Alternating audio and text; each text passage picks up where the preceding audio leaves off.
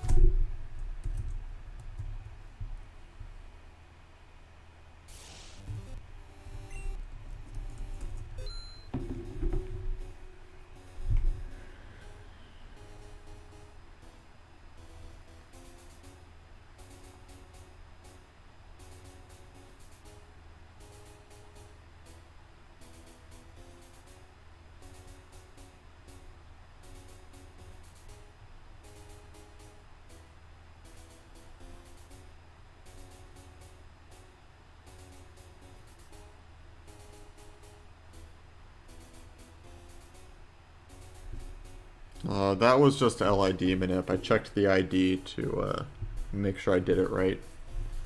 Now the run actually starts. You have to wait about 50 seconds after doing that for reasons that are complicated. I'm not going to explain because they don't matter. They're really technical and really boring.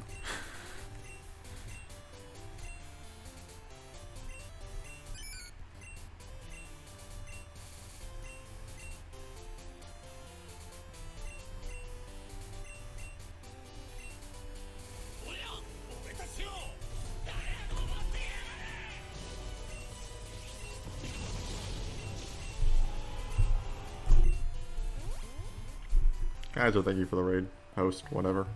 Same thing.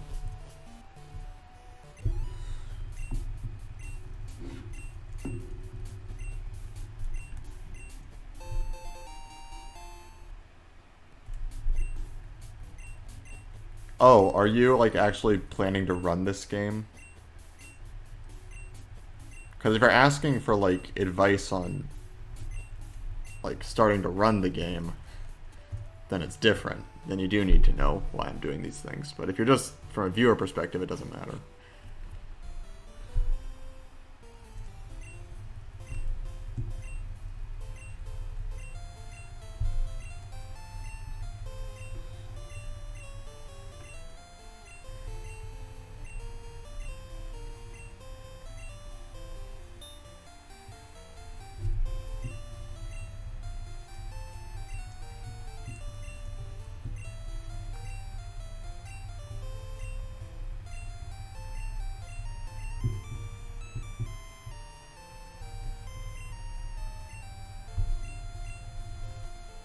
Good plan.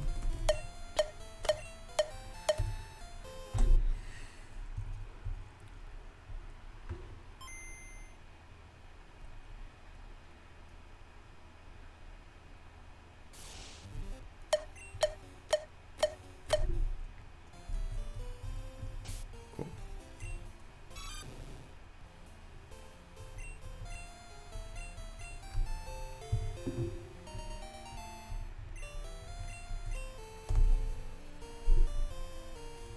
Yeah, something like that.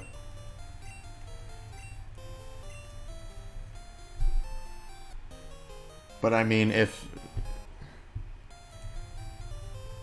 he can't figure that out, that means he's basically never used Discord before, and I can't just sit here and talk him through the process of using Discord while I'm in the middle of a run, you know?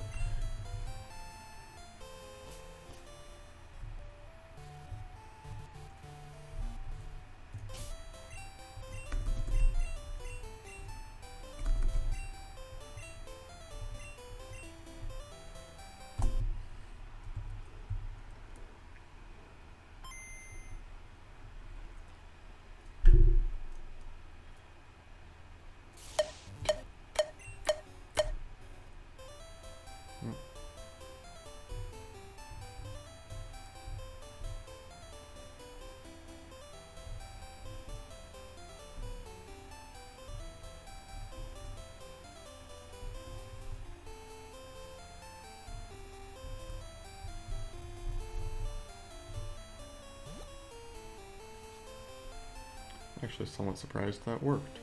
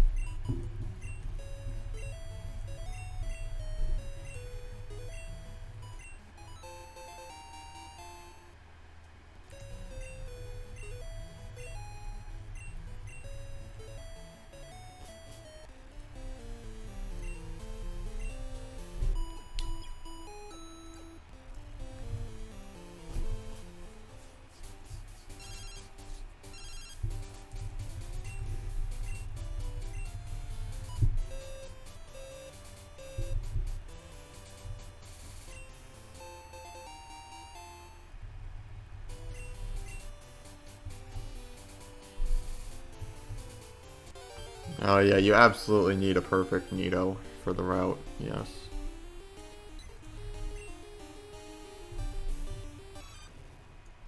It's not things will be wonky, you literally cannot finish the run if you don't have a perfect Nito.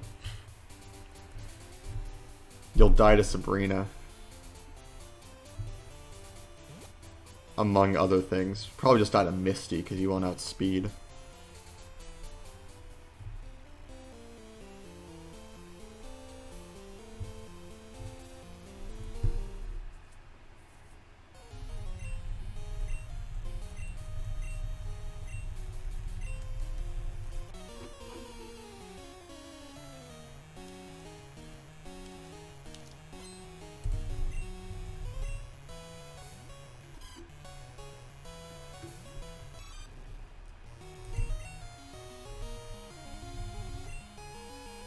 Come on.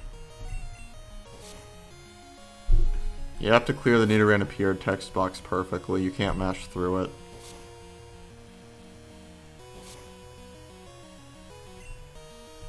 It's the biggest that's the biggest mistake people make. Come on.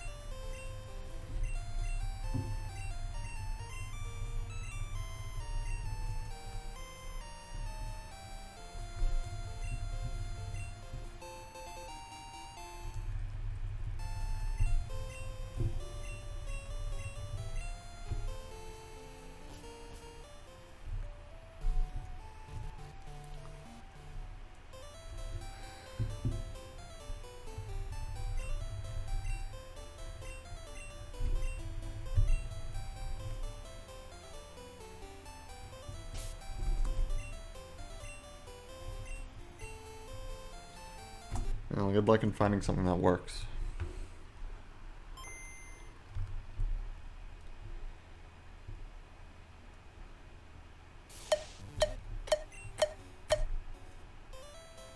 Okay, it's fine.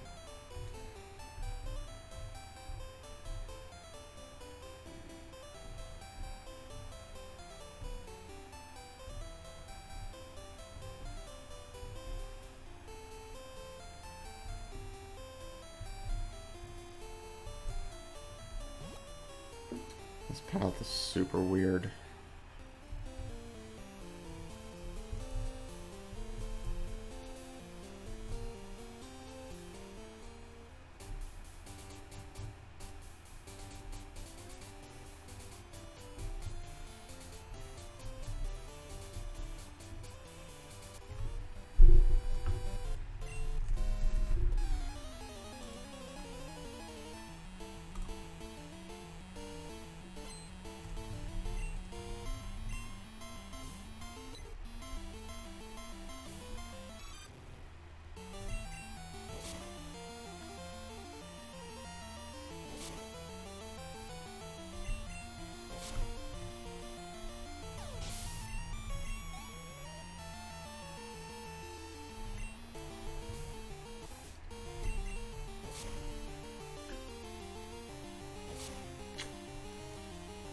Tail whip. Good.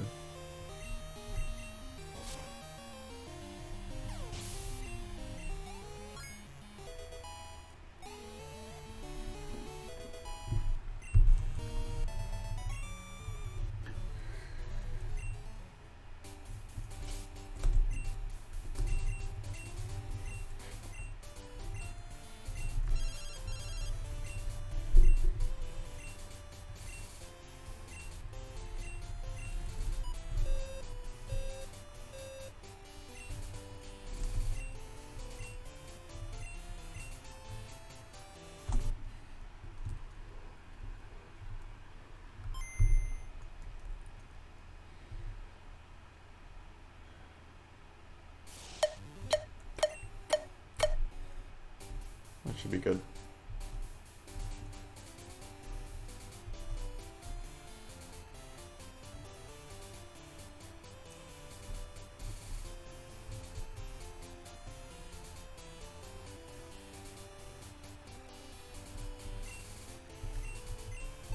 Thank you, Milky.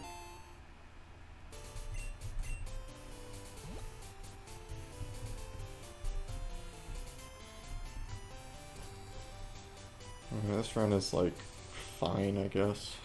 You know, just fine. I wouldn't count on that.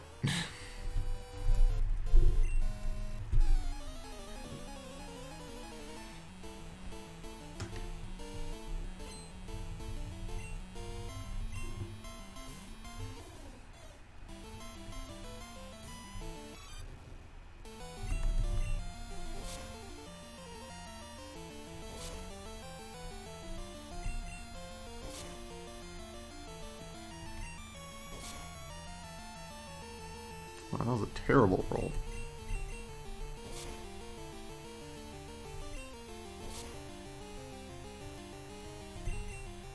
Do 5? No.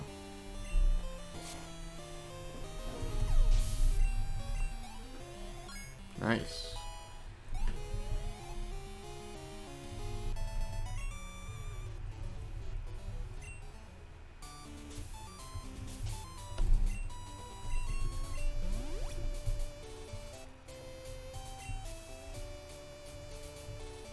Fun fact, in my PB I forget one of them and get an encounter, which loses me 10 to 11 seconds. And then I missed world record by 3 seconds.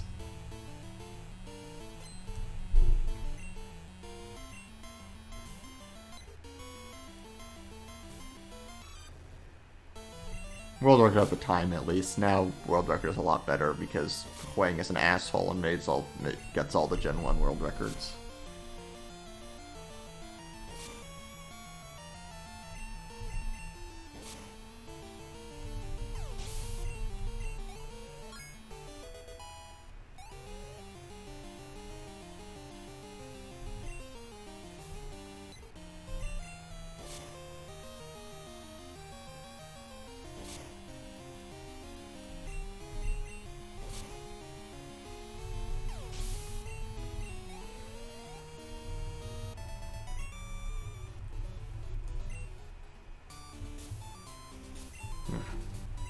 Whoops.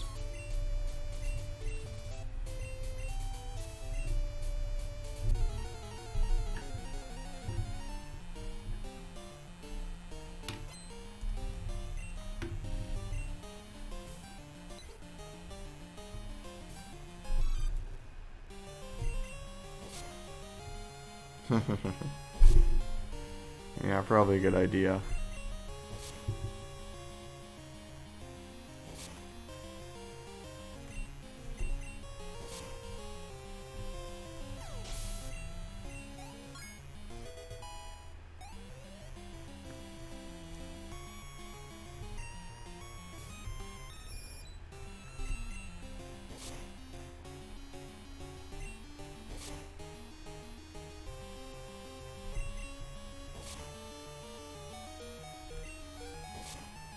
Not in yellow, no.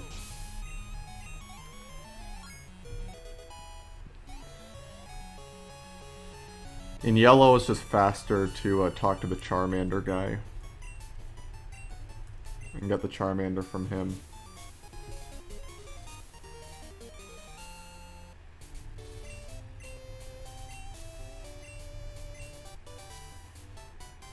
And there's also a thing where RNG in yellow diverges a lot more often. So if you wanted to try to get a Paris encounter at the end of the manip, the IGT would be god-awful. Like 20 out of 60 at best. The fact that there's a Paris moon manip in red is already, like, bonkers.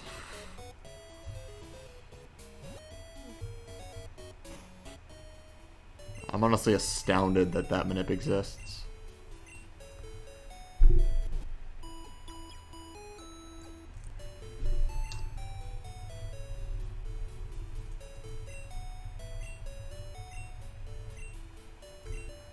Yeah, it's just, like, even if it was possible, it's still just straight up faster to, get the Charmander, so there's no point.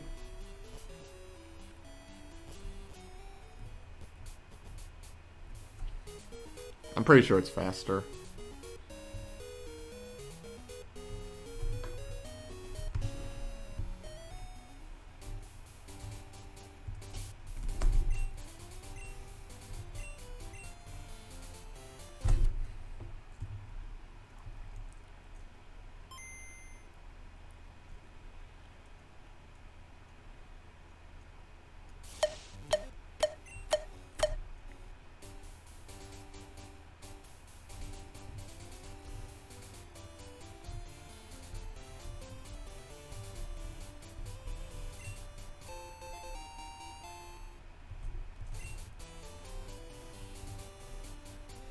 In what game? In this game? 307.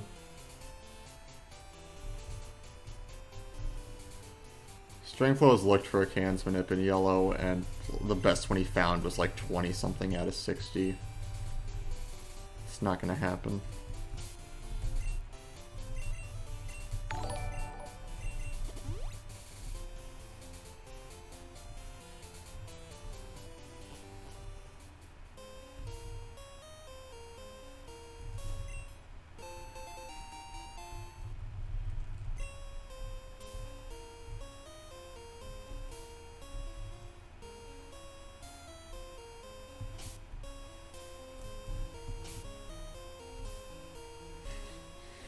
That was a very interesting Russell. Worked out, I guess.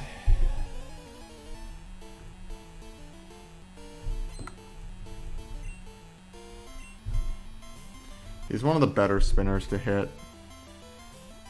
Loses like 35 to 40 seconds.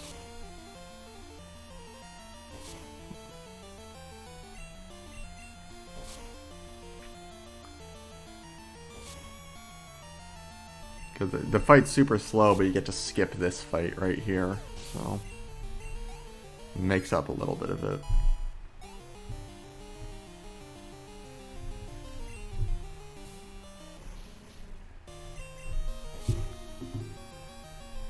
Very nice.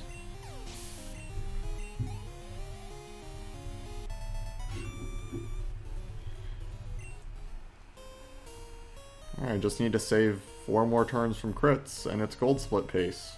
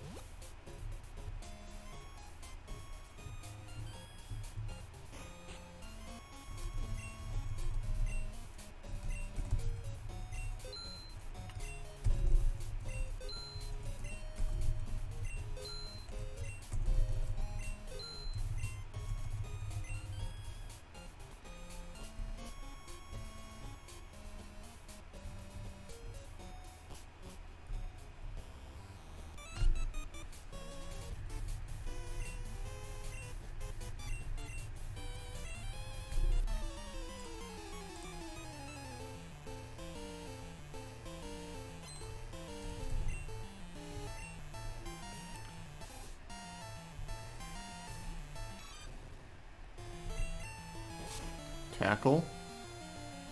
Nope. He usually tail whips turn 1, so that's fine.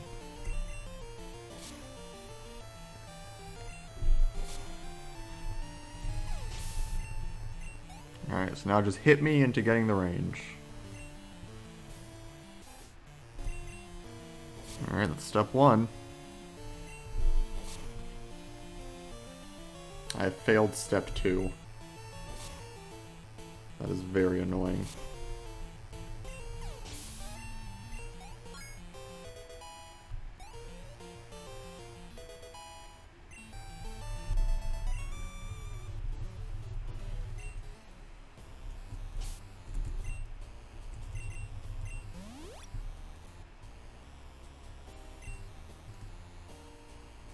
If I got the range, I could have delayed that heal until after this fight, and then potentially skip the super potion pickup.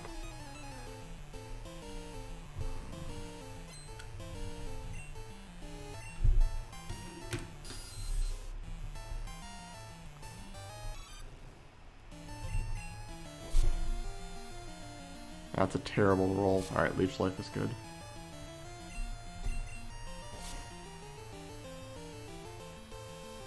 Very nice. Okay. Enough with the useless crits, please.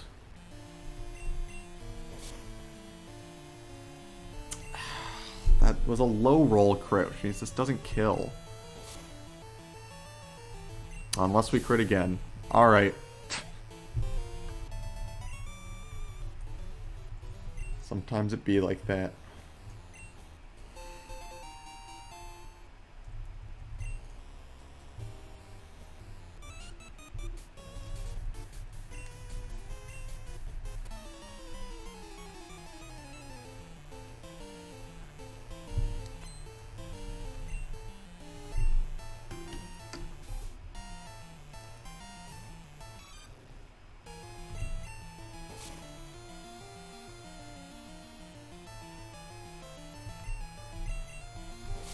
Okay.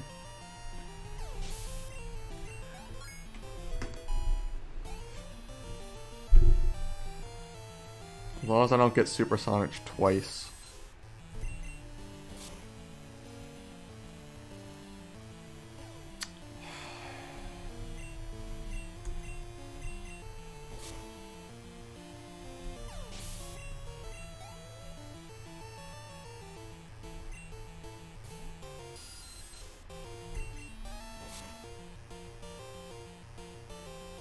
Good.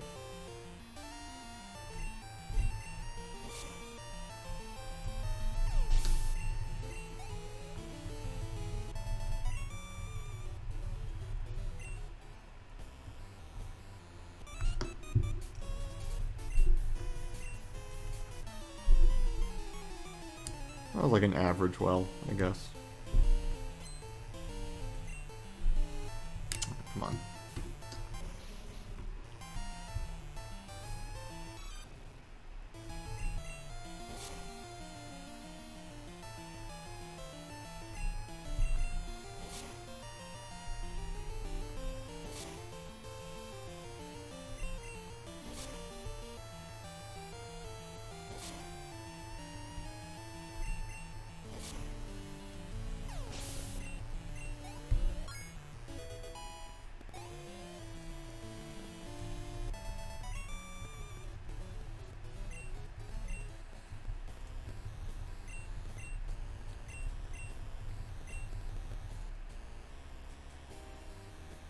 It's honestly pretty dumb that Totodile doesn't evolve until level 18.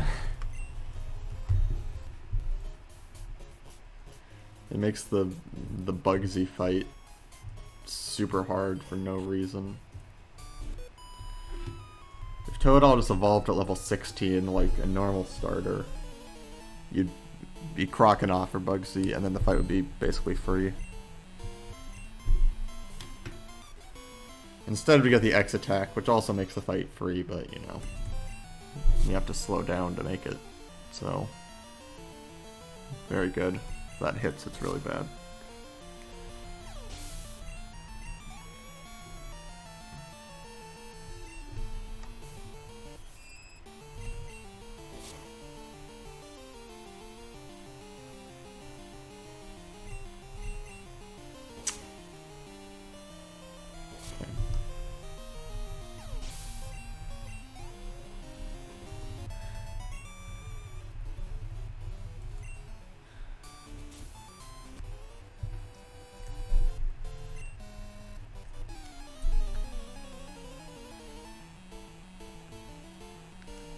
Because, for one, Cyndaquil doesn't get a good Falconer gym, and two, how the fuck does Cyndaquil win the Rival 2 fight against a Croconaw?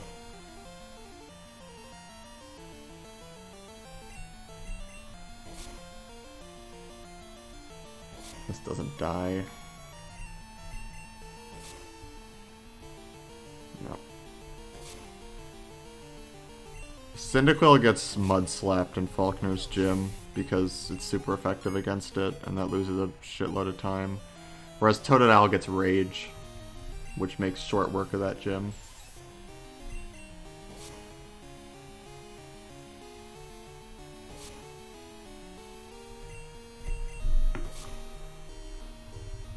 Also, Totodile can actually win the Rival 2 fight because we teach it Fury Cutter, which is super effective against Bayleaf.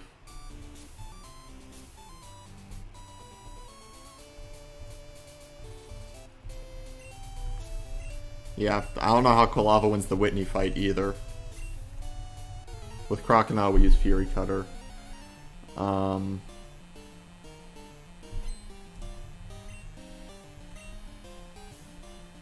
then Chikorita just obviously sucks.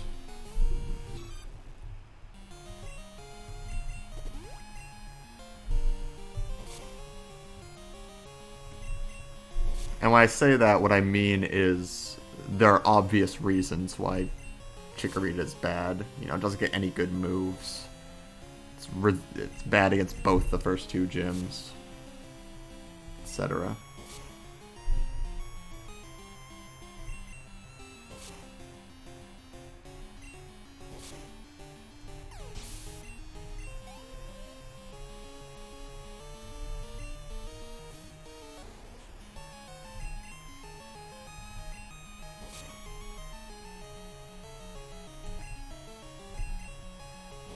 Don't poison, please.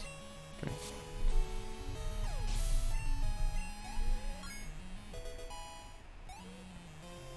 Croconaw can also learn Cut, which is a nice bonus. It's not really a reason why Totodile is used, but it does save us from having to actually catch a Cut slave, which is nice. I have 6 Rages, which is perfect.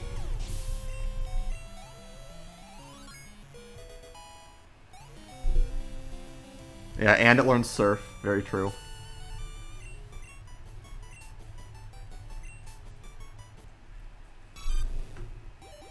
pool. Again, very true.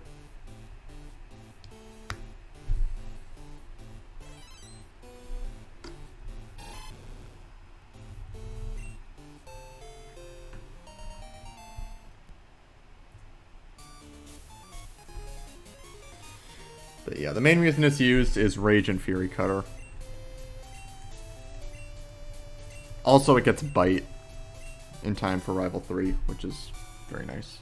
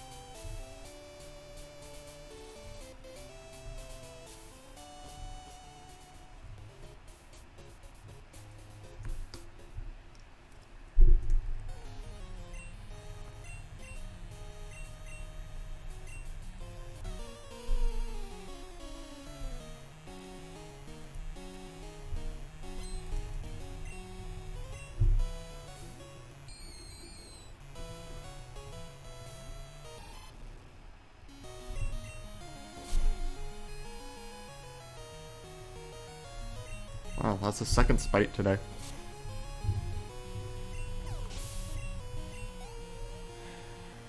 Reflect. Just use Reflect.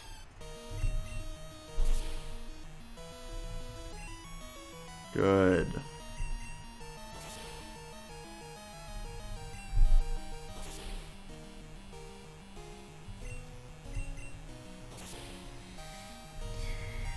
I don't have my berry, which could be bad here.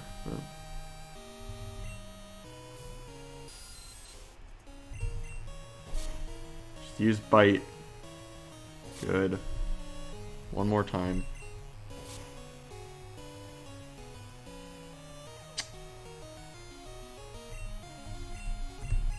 Okay, I didn't need to use Rage there, but it doesn't hurt to actually use it there, so it's fine. Gunner's not going to get a 307. That's not throwing shade at Gunner, that's saying he's not playing for a 307. 307 is a god tier time. And at this point, no one would ever play for a 307. I can skip heal here.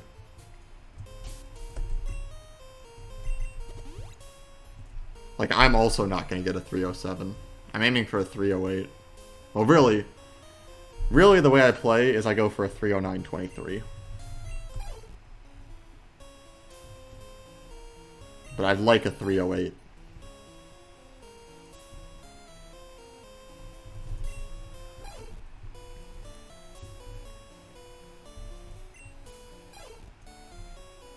However, in this pointless hypothetical, if Gunner got a 307, then I would probably not be playing to try to beat that.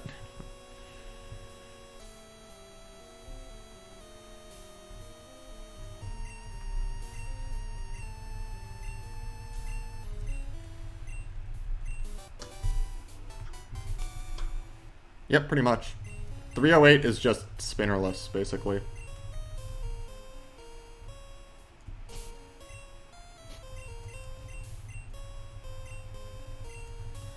Charm, uh-oh.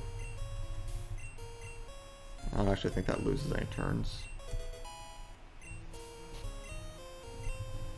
I don't think Charm actually loses any turns. You would still just two-shot the Miltank. I think. Don't quote me on that.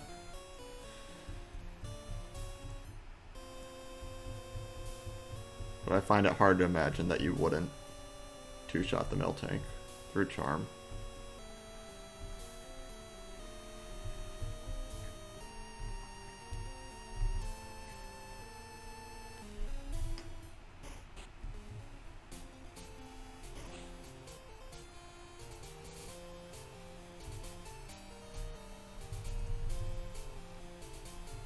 Dragon Rage, no, please.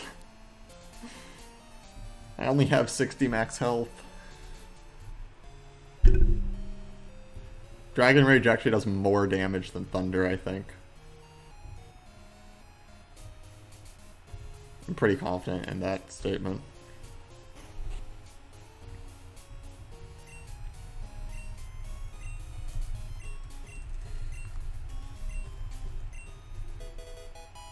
It would be somewhat close, but I don't think Thunder does 40.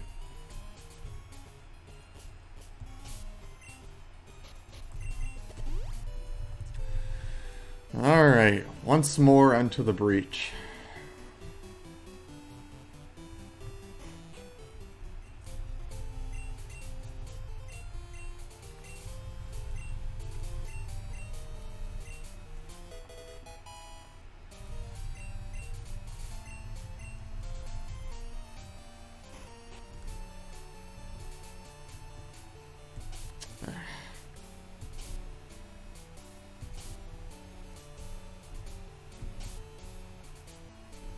Okay. That's one.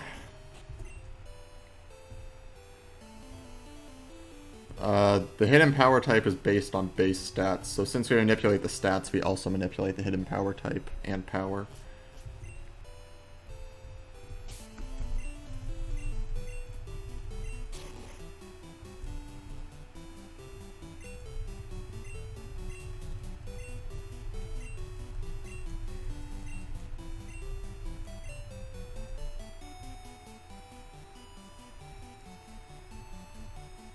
Basically, to get hidden power ice, you just need 15 attack and 13 defense DV. There are other combinations that work, but those are the highest combination.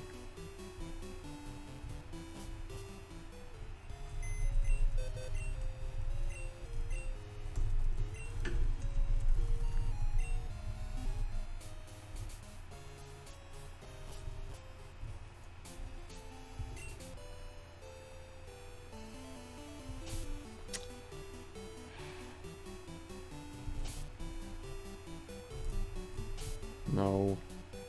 No.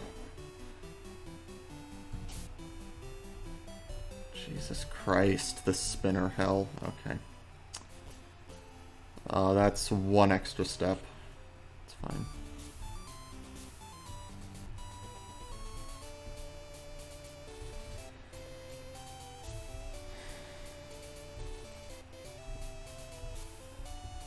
Wait, is the Raikou FDBF or FBDF? It might be 15 attack, 11 defense, not 13. I don't remember. There's a formula for how to calculate hidden power type.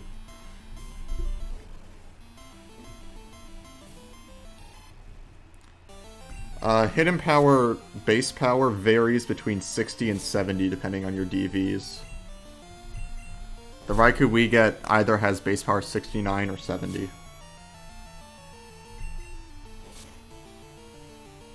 Missed the range. Don't paralyze. Good.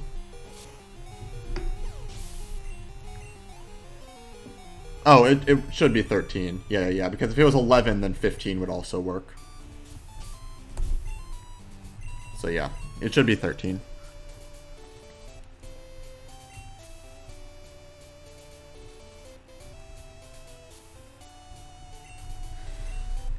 Okay, you fucking asshole. Just let me through once. Also, get your metronomes ready.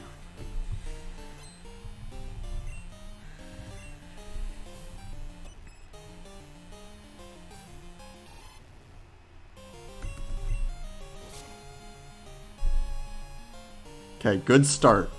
Now use Mimic. Good.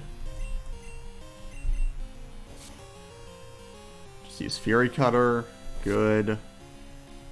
It's fine. Doesn't matter. Good. Now just use Rollout.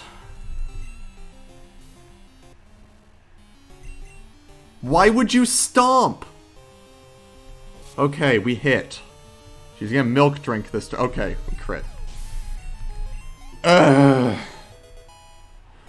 We made it. After all these years, we've made it past Whitney. Imagine Stomp from 57, though. Come on. Use the potion, toss the super potion. I'm at 1 step right now because I accidentally took 1 extra.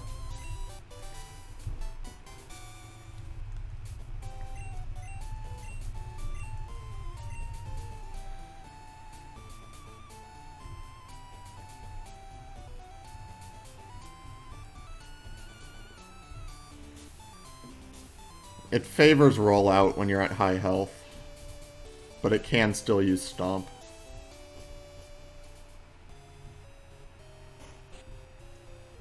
It's 4, so I'm at 5 now.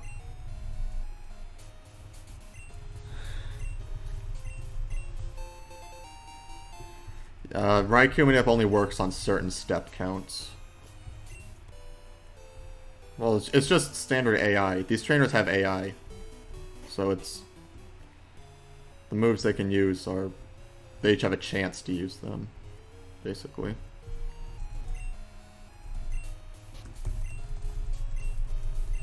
Yes, that was no metronome.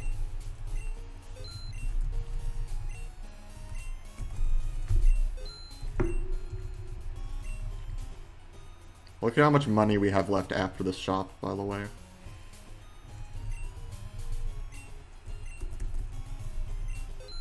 $90. That's how tight money is.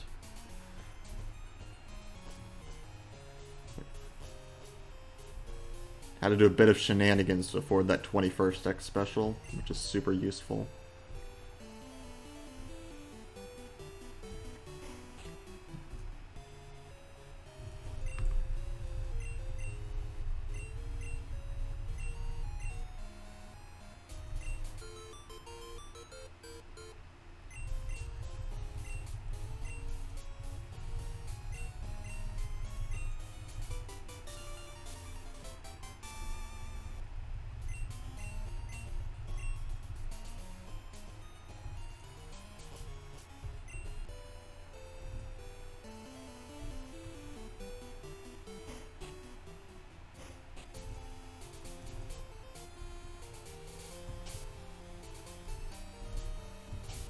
No. Are you kidding me?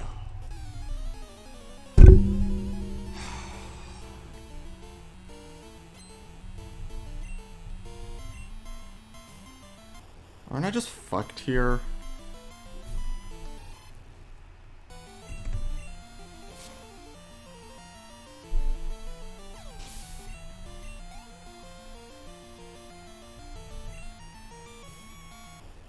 That was an amazing pass.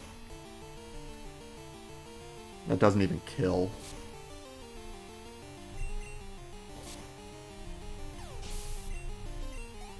I need to not level up here.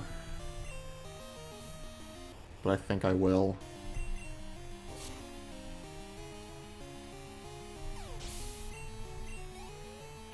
Okay, good. I could teach over water gun, I guess.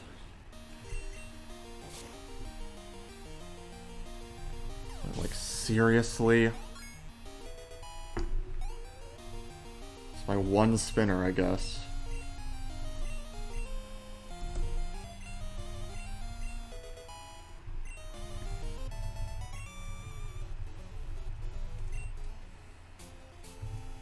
I'm back down to 4 steps now.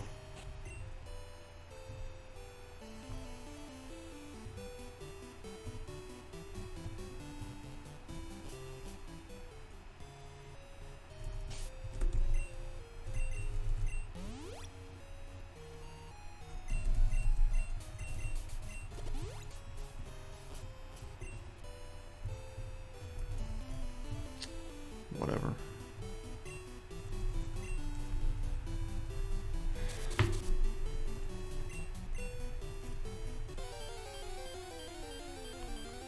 The only reason I haven't reset is because that's a really good Whitney time.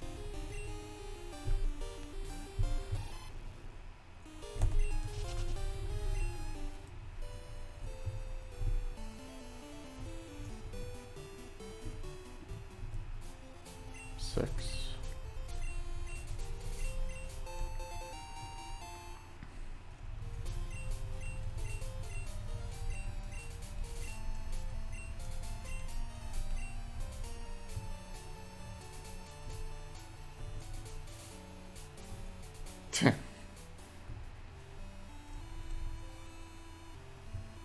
That was just a terrible pass in every regard. I just didn't feel like continuing the run.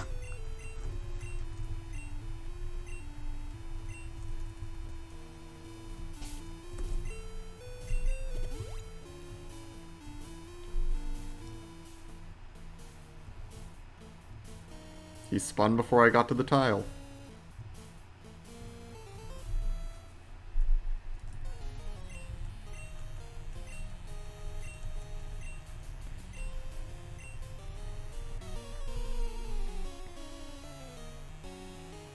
Oh, you can't teach over water gun. You need water gun for the Magnemite.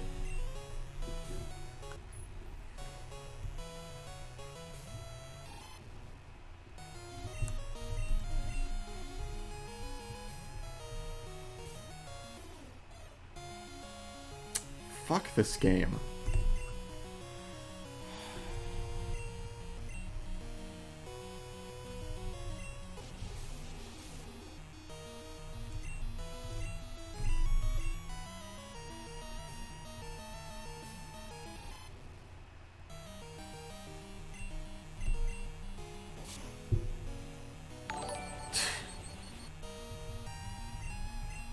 Yeah, because that's what I want on this run.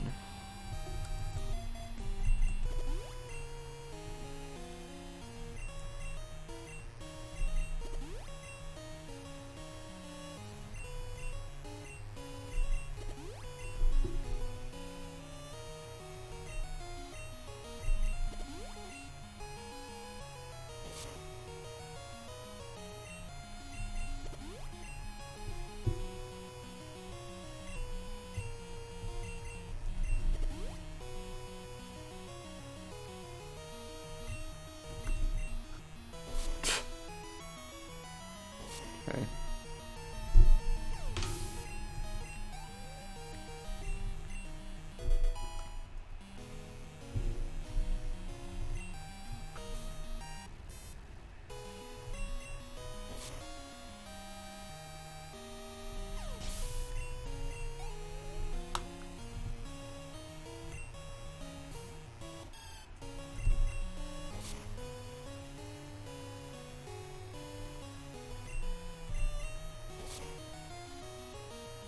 Come on.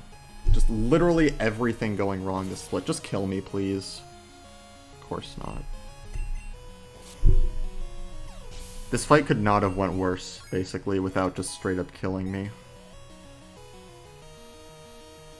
Which is what I really needed after hitting Irwin.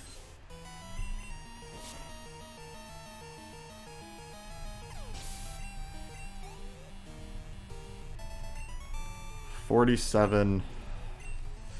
57.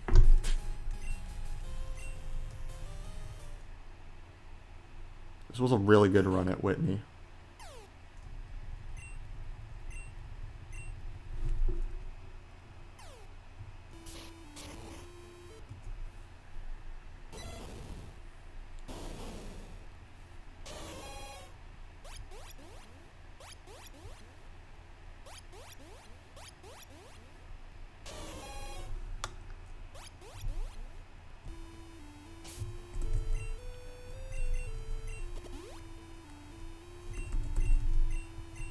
If this goes spinnerless and I play really well and Karen doesn't troll me and I get a good red fight and I YOLO Douglas, maybe I can get a 1-second world record.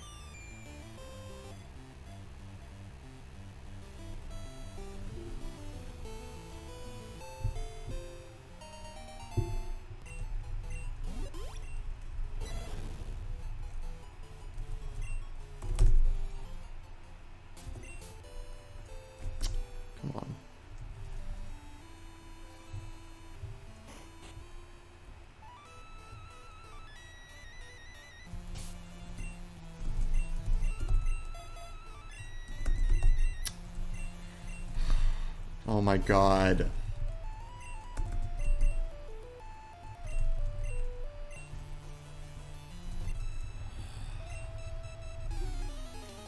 Mess up everything.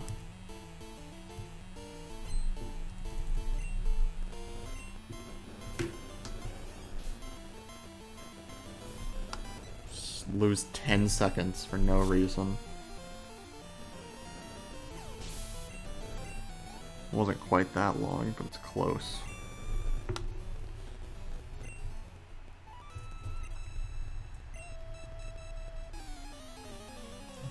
Guess I'm just no-pausing every spinner. YOLO Douglas.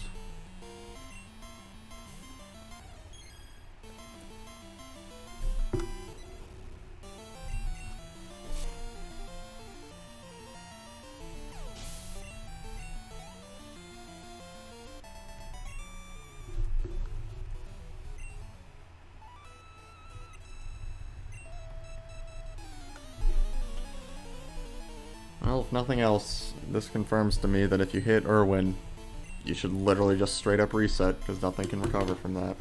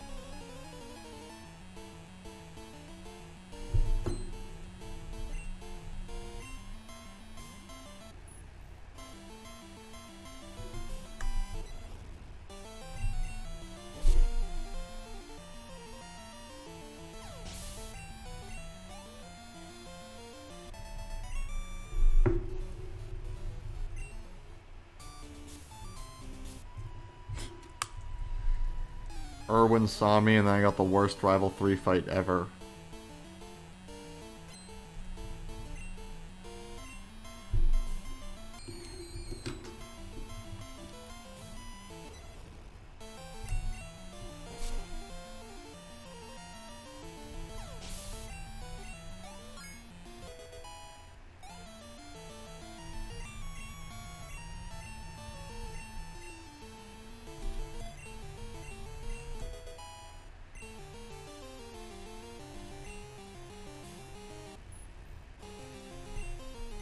Come on.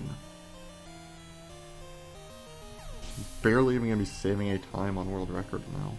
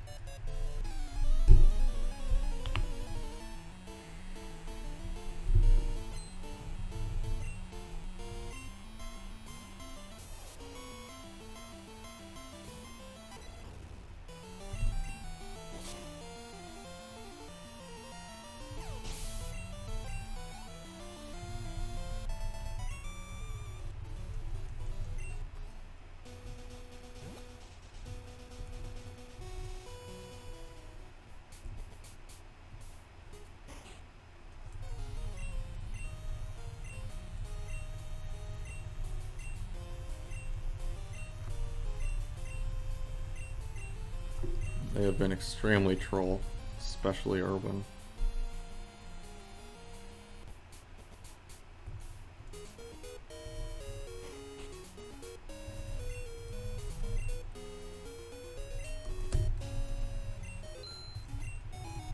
I don't even know if there's a minute and 14 of time save left in the run, honestly.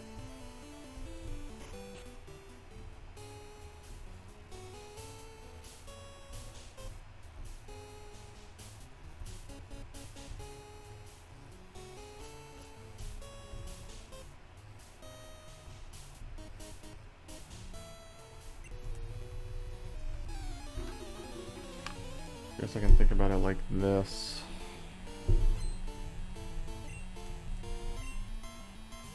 I mean, there should be, I guess.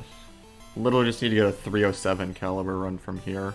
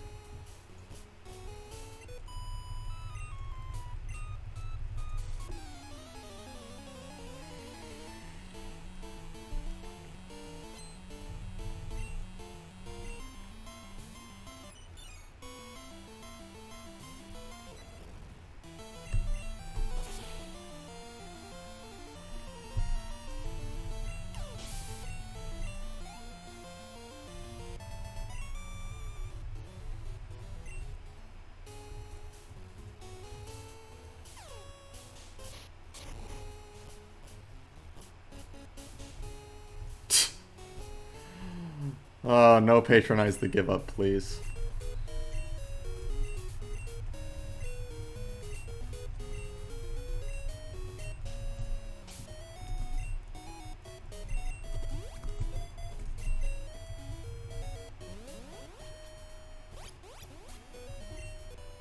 It was a good pass, he just happened to spin back almost immediately. And then spun away just in time.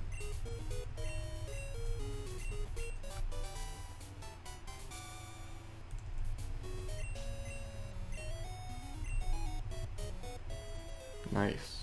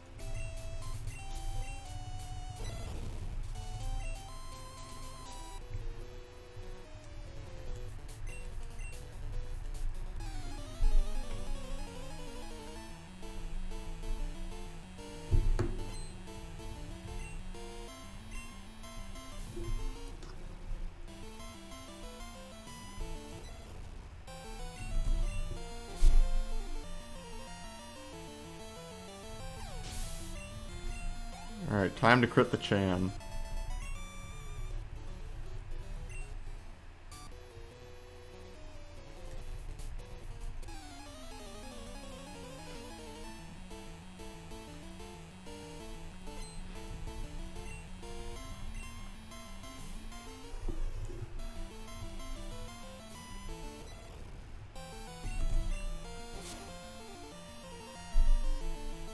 Nope.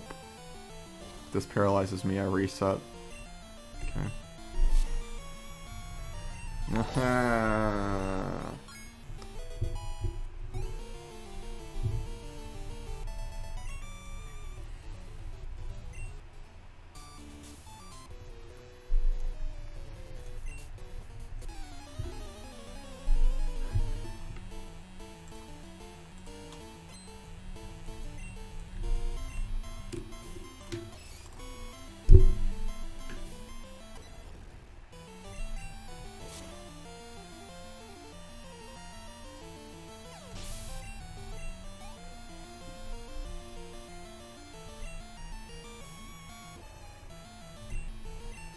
Come on.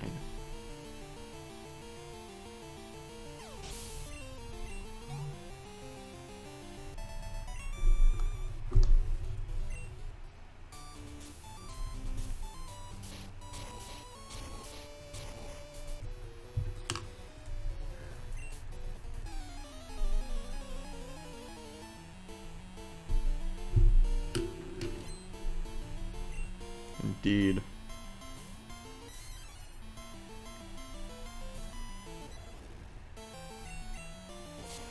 I'll reset if I get a Lake of Rage encounter too. Obviously reset any spinner, reset Douglas sees me because we're going to be YOLOing him.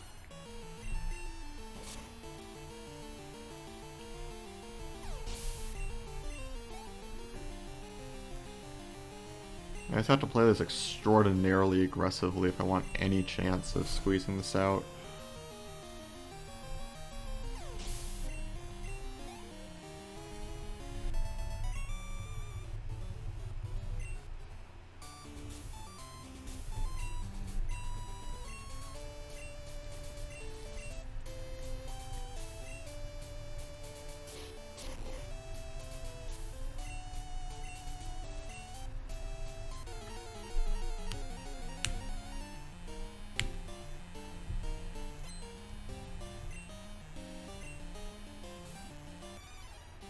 Still gonna be losing time over my PB because my PB crits the Hitmonchan.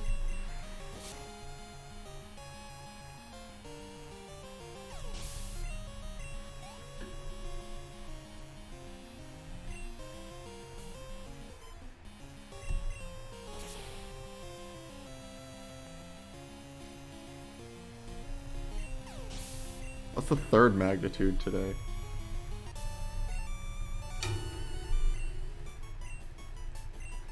$107.34. Yep, this is exactly this is just barely enough time save left to actually get there.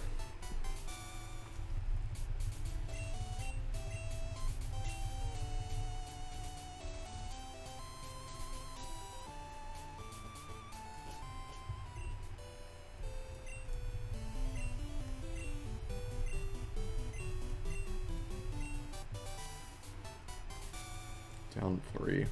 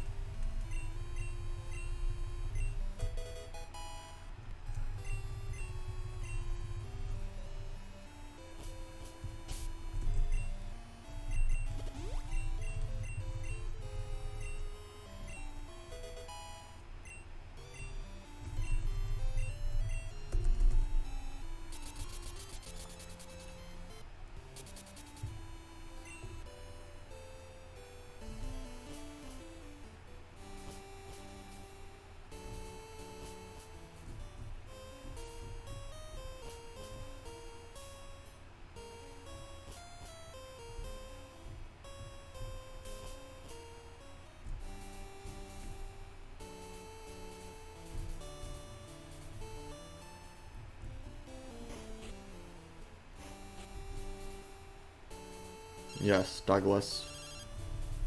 He's over 50% to kill the run.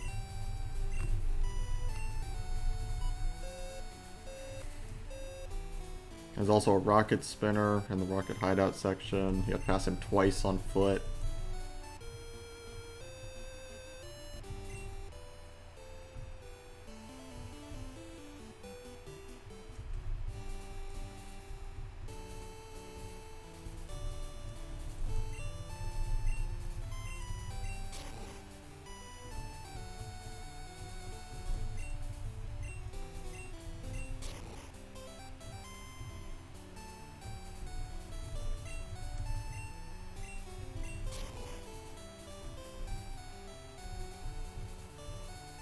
Nice, perfect hidden power. Down 1.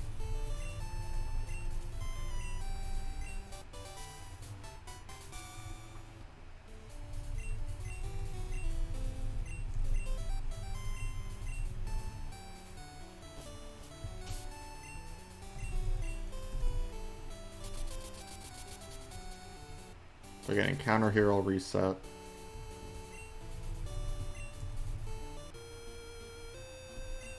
Cool.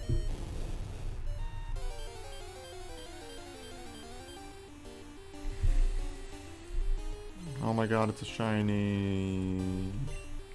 It's a good question.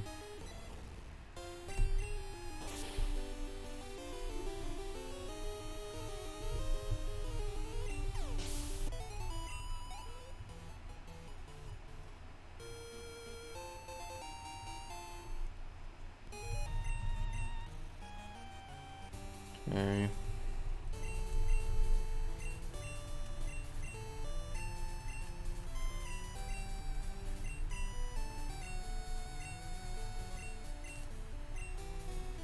Down 2.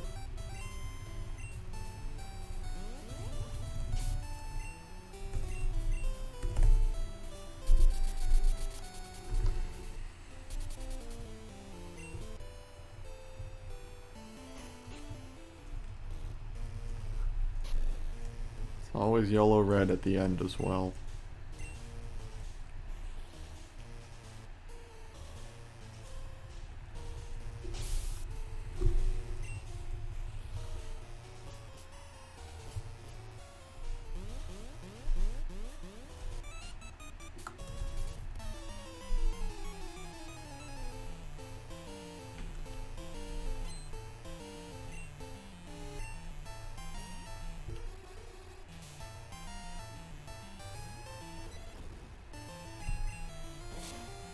basically... The problem is there's not much to YOLO in this game.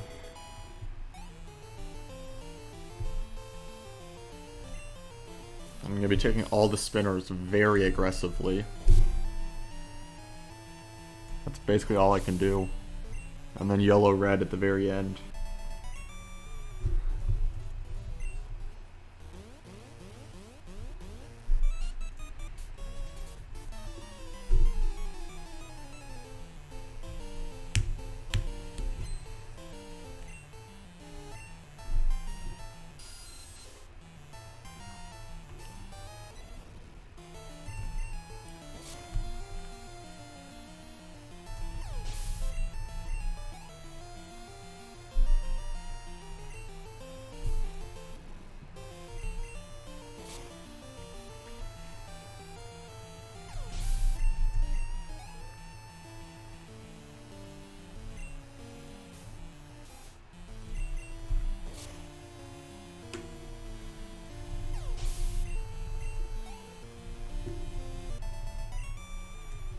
No idea yet.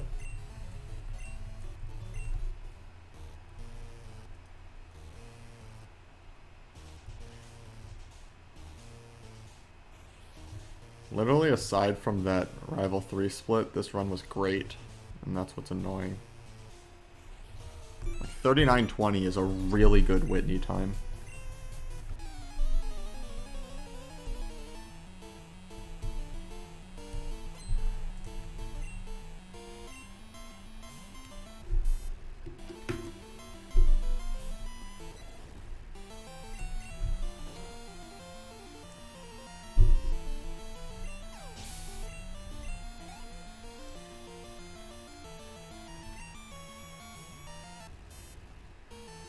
And it didn't help that I lost like 30 seconds on the rival fight.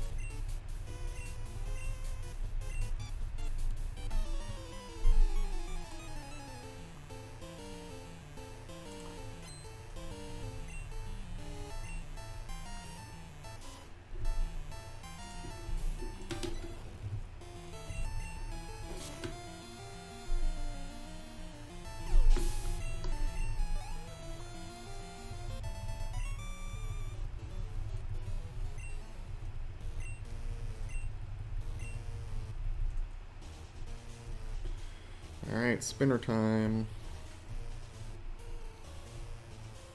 And the spinner just loves hitting me.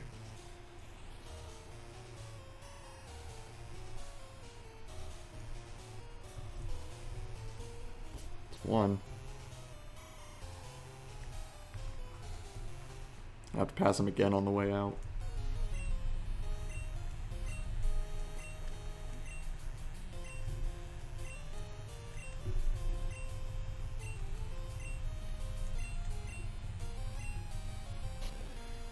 Okay, there's no chance this hasn't been looked into.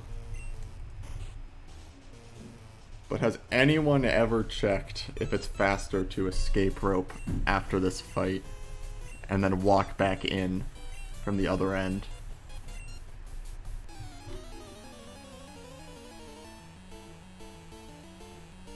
Like, there's no way that's faster.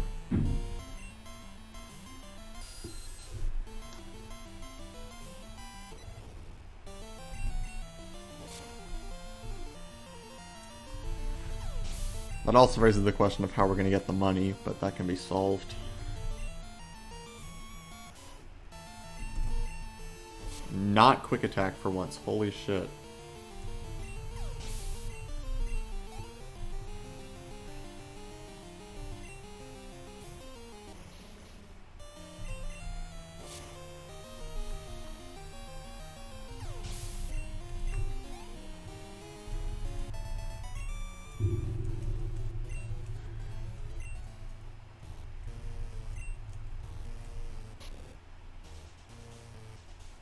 I thought about putting an input display on, yes. It's just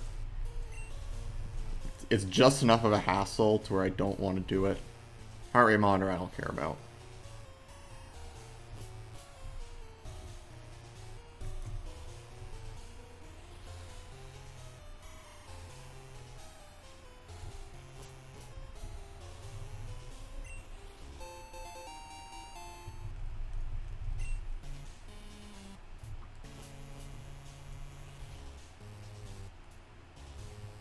But I have indeed thought it would be a good thing to add an input display at some point. I just haven't bothered to set it up yet. I should ask Huang, he has it. He could probably just give me the exact details on how to do it.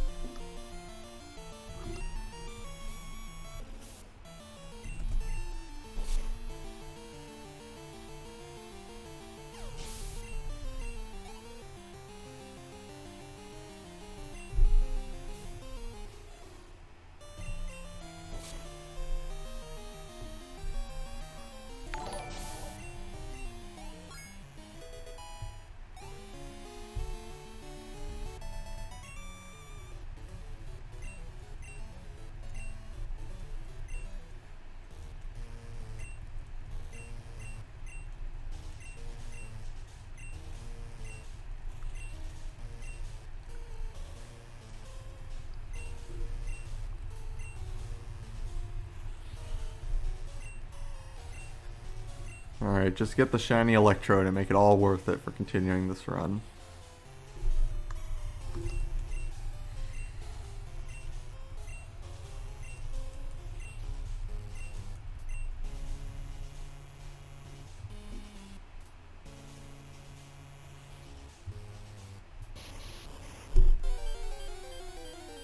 And yes, these things can be shiny, the stats are random. 1 in 8192.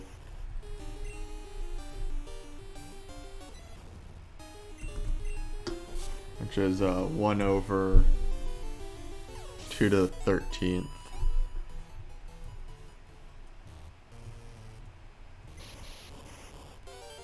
Well, that's not how probabilities work, but it is by coincidence close to that number.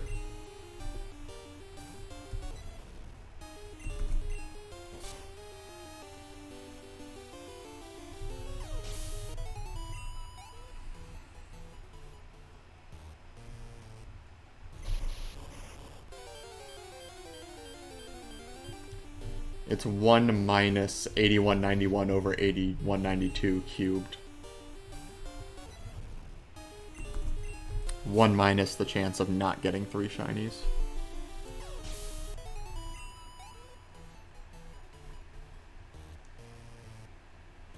Alright, time to YOLO Douglas. 50% chance the run just dies.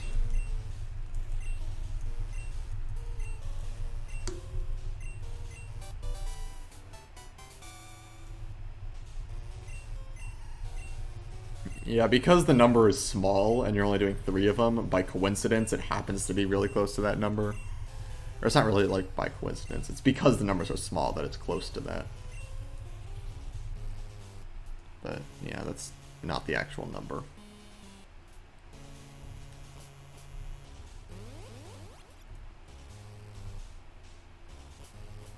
You'd be surprised how many people do think that you can just add probabilities like that. Alright, let's go. Don't hit me. That's 1. Easy game.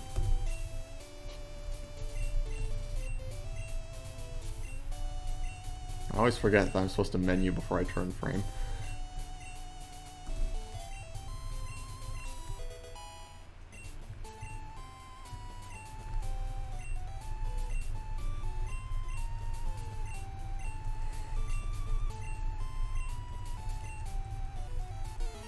Well, run's not dead yet, which means we get to play through the entire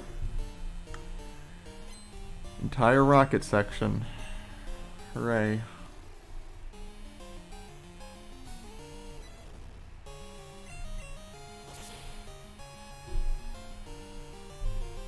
Yes, world record hits Douglas.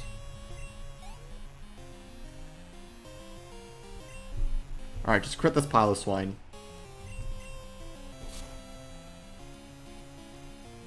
This game sucks. Okay. I didn't get Fury Attack though, so it's fine.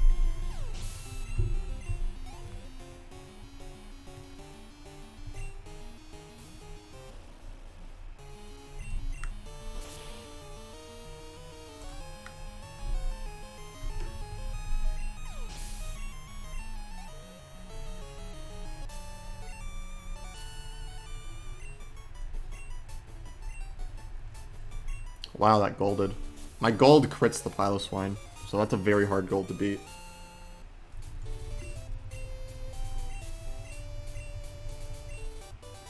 I got that because I basically YOLO'd every single spinner, and I skipped having to heal for Douglas. It's down 4.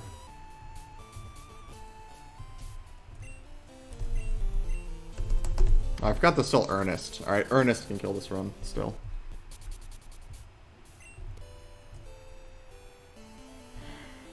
I want to pause for Ernest. I don't think I can justify that. The spinner and the terrible Rival 3 fight.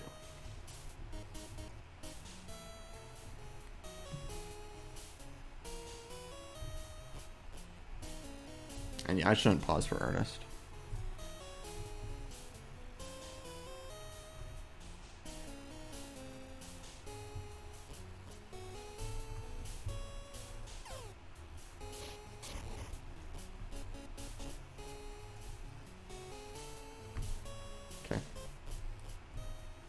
Should have taken the one before that, that's fine.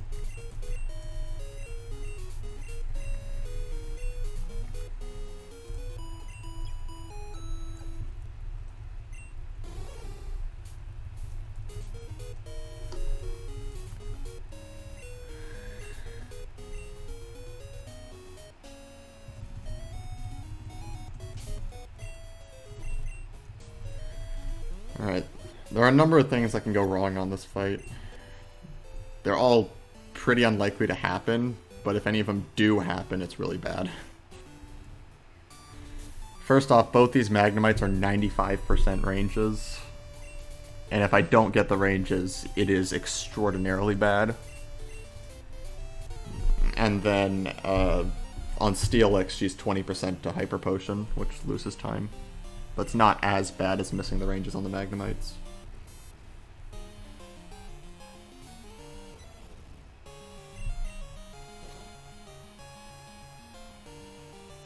All because we literally don't have a single move that's good against Magnemites.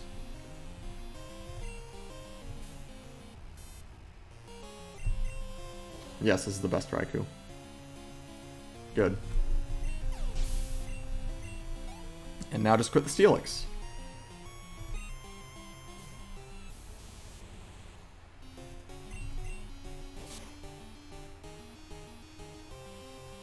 Nope. Screech, interesting. Oh yeah? It's probably not close, right?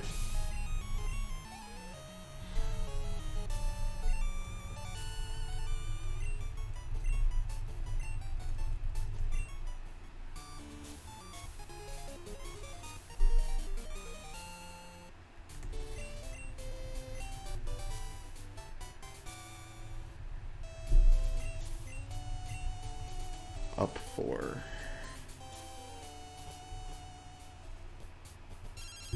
Huh. That is a lot closer than I expected it to be.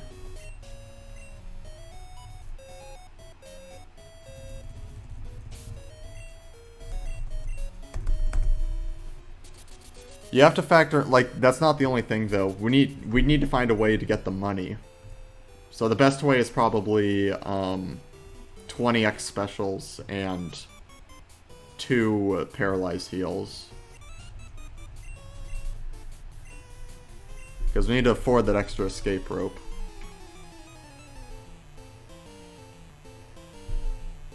And so you're gonna lose time because of that, basically.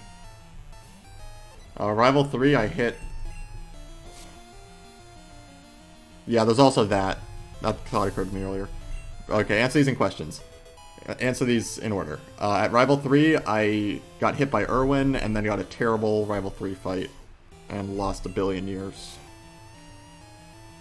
How upset am I without the full heal?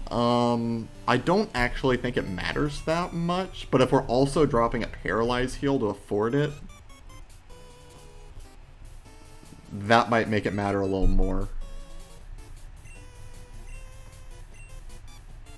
Not having the full heal for Rival 5 is kind of bad, though.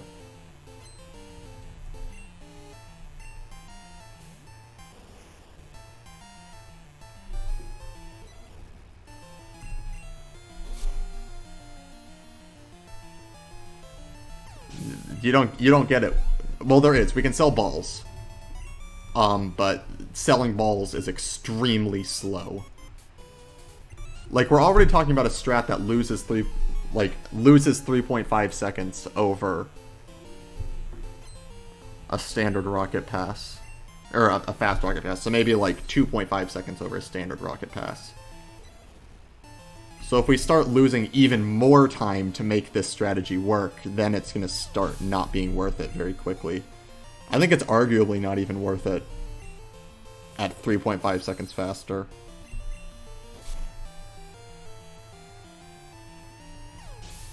No, I did not hit Douglas. I missed that question, sorry.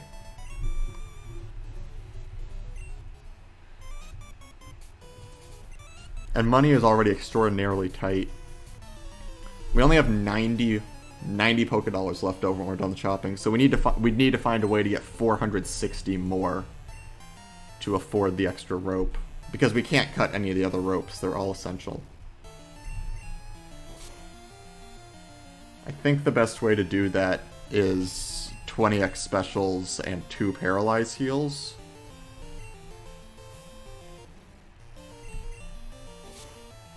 Because I don't think there's even any other way to make it work at all.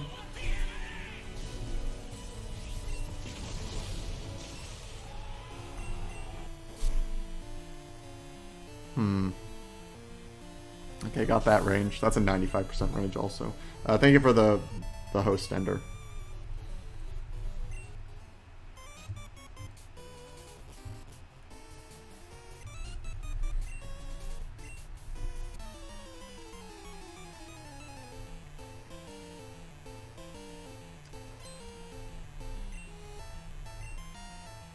So the question becomes, how much time... I'm sorry to hear that.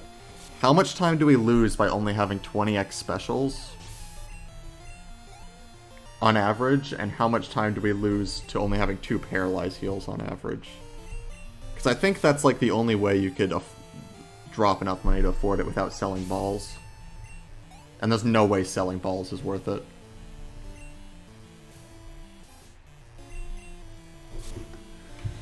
Thank you, Ender. Also, selling balls isn't even enough. Well, no, it gets you 500, so that is enough.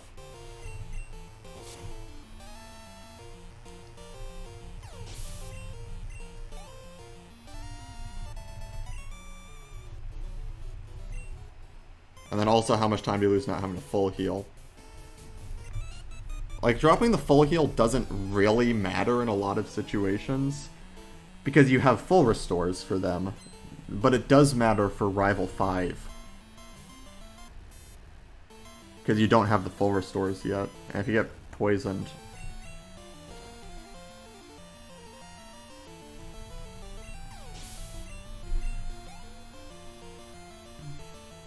it's a lot of time loss.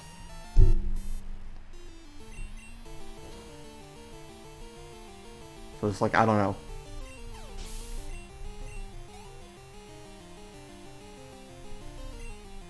Oh, you're saying if we hit the spinner, like if we hit Ivan or Irwin, we just... with the extra escape rope, instead of escape roping at the end, we escape rope early. Okay, that makes sense, actually. Yeah. Except, I don't even know if that does make sense.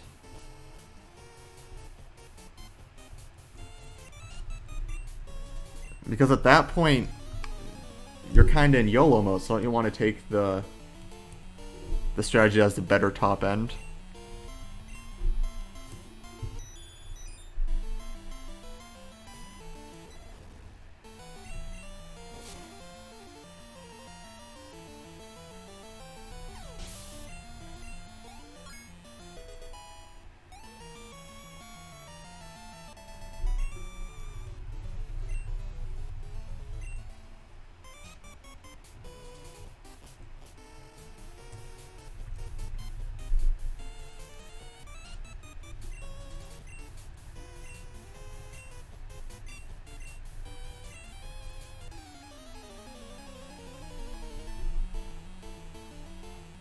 You can't just take the average, like, that's a very complicated...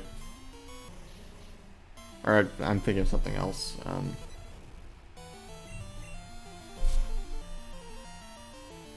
I'm just, like, if you hit a spinner early, like I did this run, I'm already in YOLO mode. So I'd rather take the strat that has the better top end than the one that's better on average, because at that point the average time loss from the rocket doesn't matter, because if you hit him, you just reset anyway.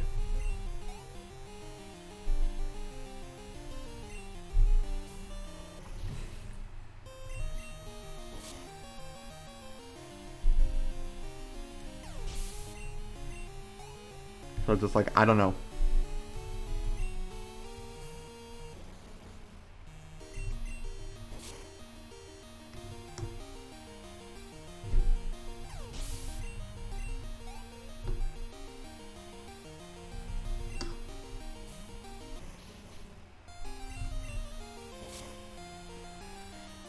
It feels like it's really close to being good.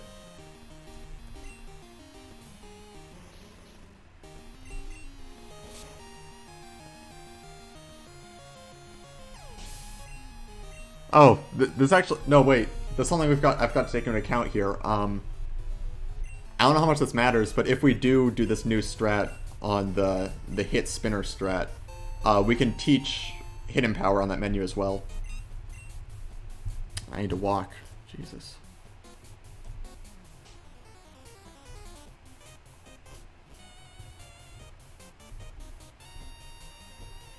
Oh wait, no, we're already doing that anyway. Never mind.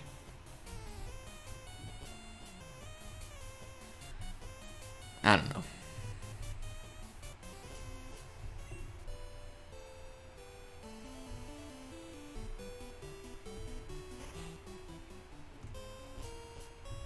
Also, you compared this new strat to just walking out of the...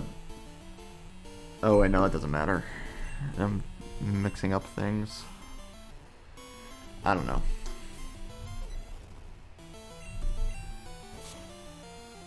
I don't think this is gonna work.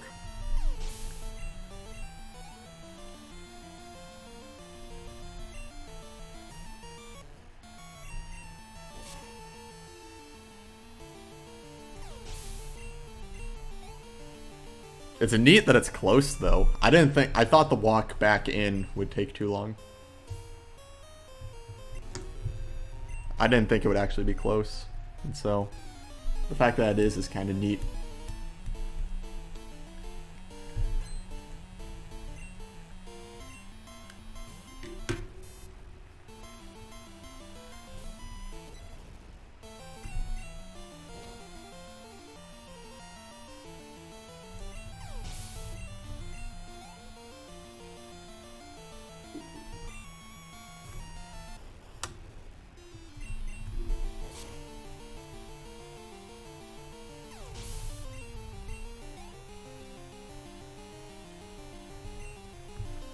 Man, why can't electric just be super effective against steel? It saves so much hassle. 90. Assuming 21x specials. 21x specials, 4 antidotes, 3 paralyzed heals. Not selling balls. That's, you know, standard strat.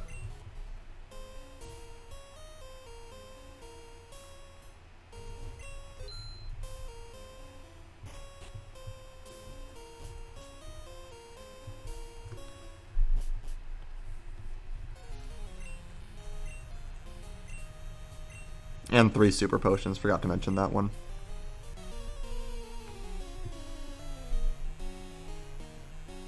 Yeah, quite a bit. Using neutral moves when possible is actually a huge time save over the course of the run.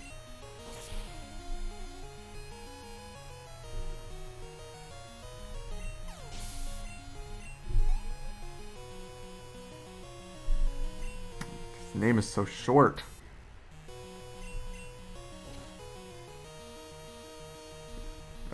Yeah.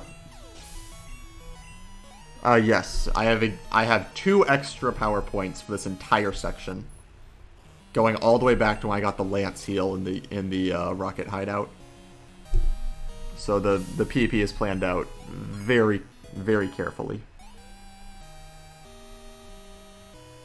I will end this section with 1 Thundershock and 1 Hidden Power left over, assuming I used the right moves at the right time and one-shot the Houndoom. And the reason you use Hidden Powers on all those on all the Magnemites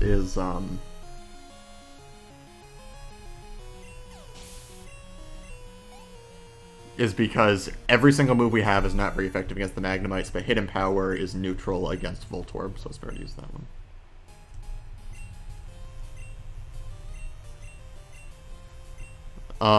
The only PP items that are, like, reasonable to pick up are Ethers, and Ethers don't give enough. So we just take the center. The Mahogany Center after this section. And it's really dumb, because if there was a max elixir anywhere in the game, we could skip that center, and it would save time. But the earliest max elixir that's any sort of reasonable to get is in the Dragon's Den, which is just too late.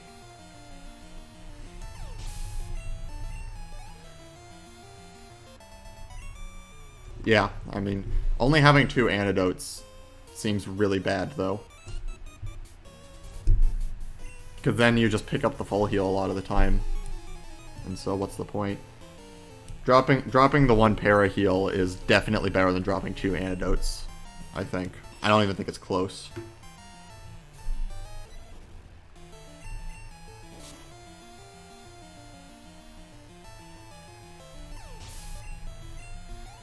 Yeah, the gold price definitely helped.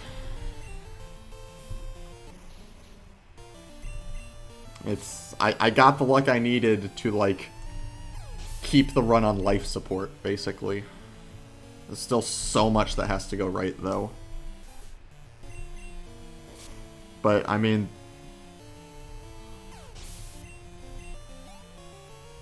that is true, you would save time from not tossing.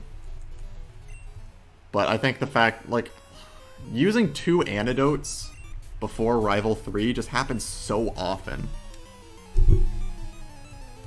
So then you just have to pick up the full heal anyway.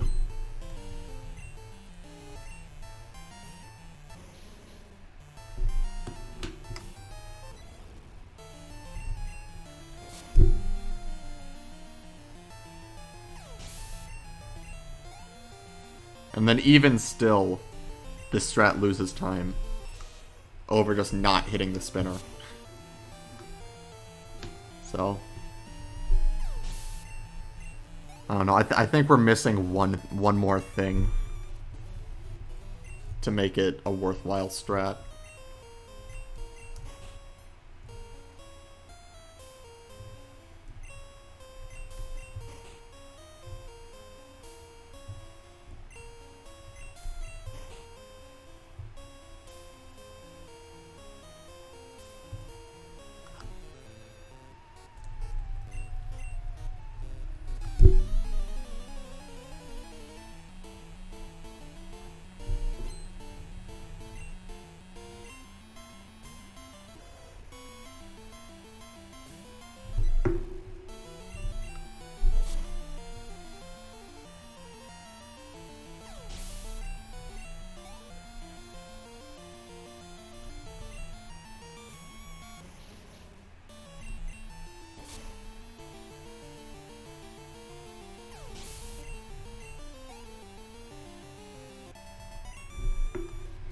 I mean, this is very true.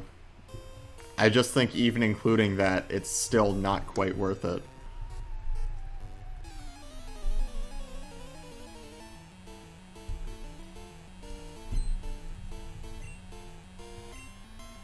Cutting the 21st X special is pretty big, too. I think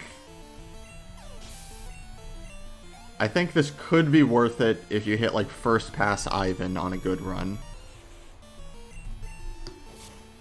And you get to that point and you're like, alright, this run isn't all that bad. I'll do it.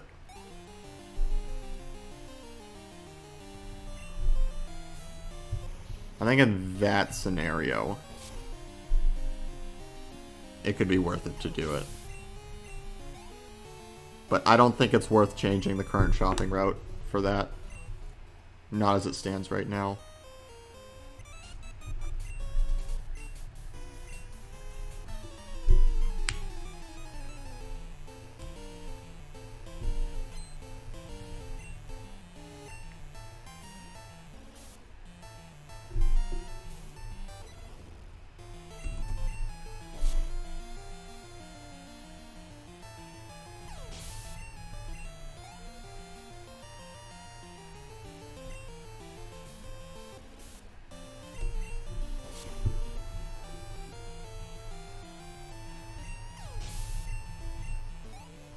Sure.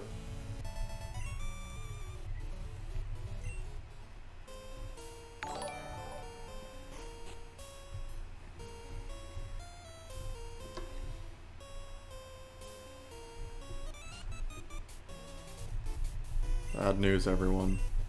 I have to pee and there's still an hour and 20 minutes left in the run.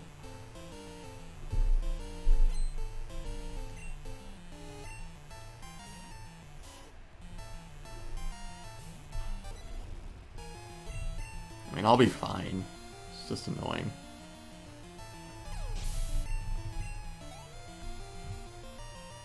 Also, this one will just hit Joyce or something. Miss a million sparks on Claire or something to make it.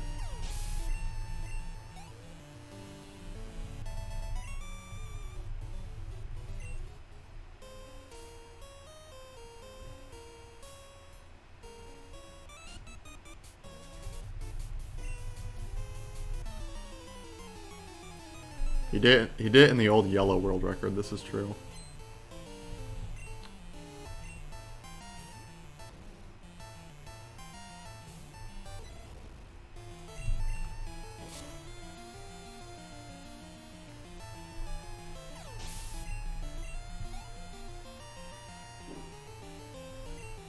If this run somehow actually world records, it will be nothing short of divine intervention.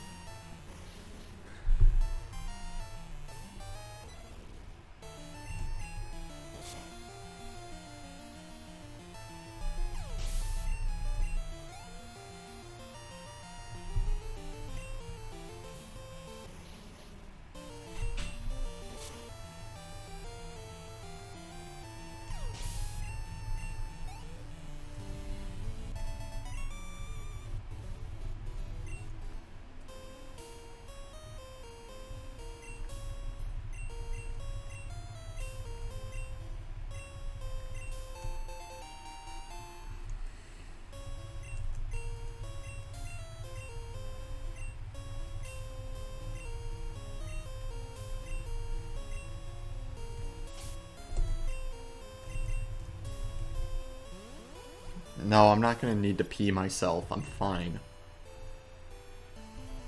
What the hell? What? Whatever. Stop moving for a second.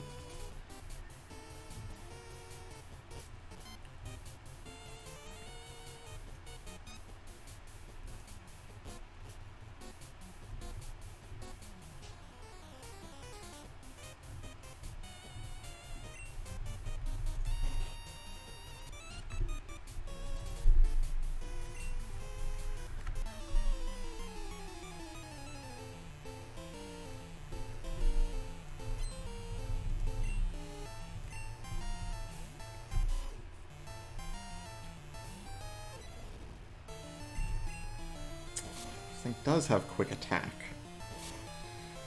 It's dumb. I think that was the first point of damage I'd taken since Umbreon.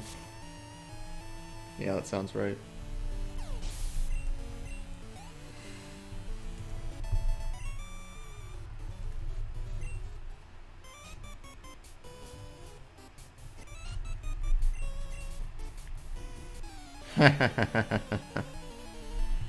Don't be results oriented, WSOP.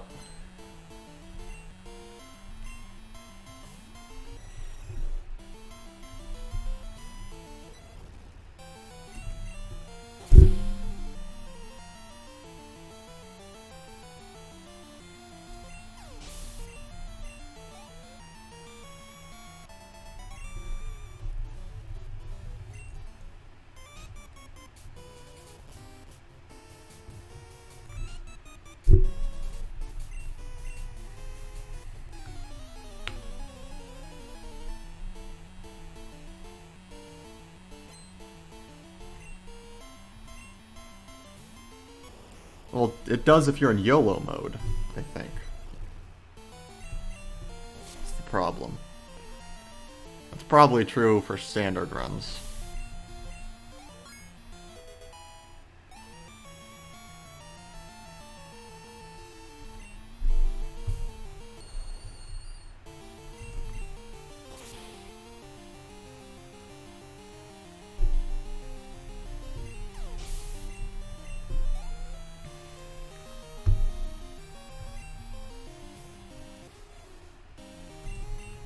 That was my last strength. I have 1 spark left, 1 hidden power left, and 3 thunder shocks left. That's how tight your PP is for this entire section. And this goes all the way back to when Lance healed us in the Rocket Underground. I never get this range.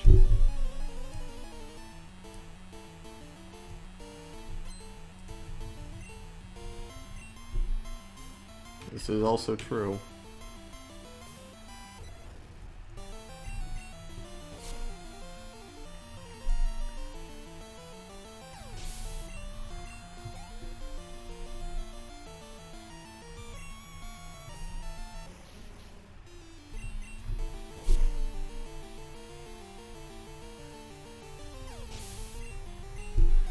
Come on, just once. This is a 60... no. 50-something% range.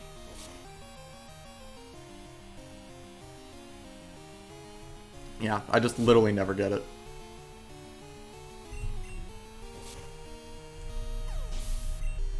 And I have exactly one hidden power left.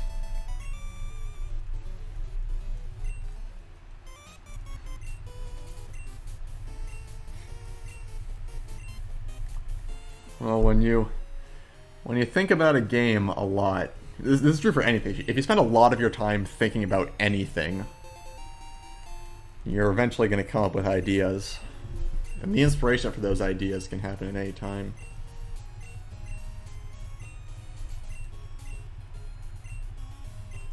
I remember I thought of a proof to one of my math homework problems in the shower once.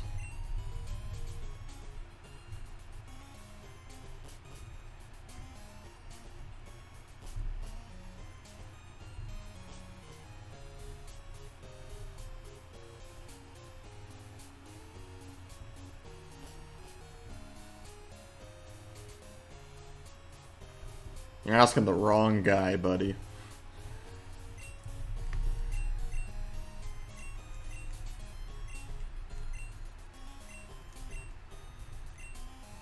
Come on.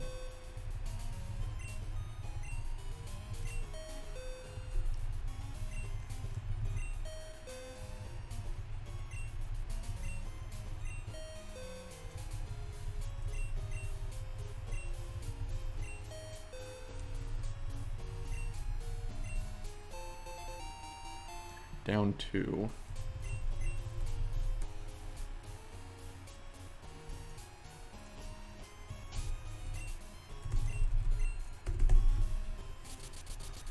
Remember to take this center. And the only reason we need to take the center is for the PP.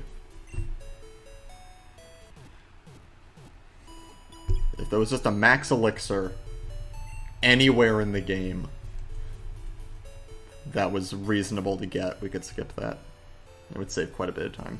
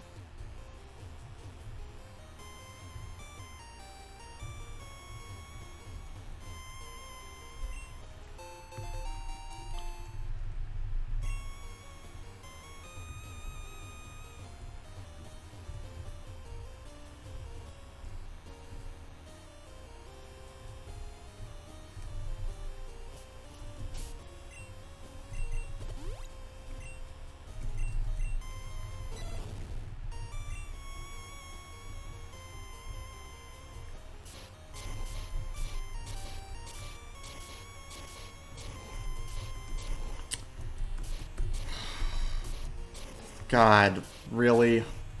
I've never messed it up that bad before. That movement right there is the hardest in the game, so, like, it's not embarrassing to mess it up, but messing up that bad is pretty dumb.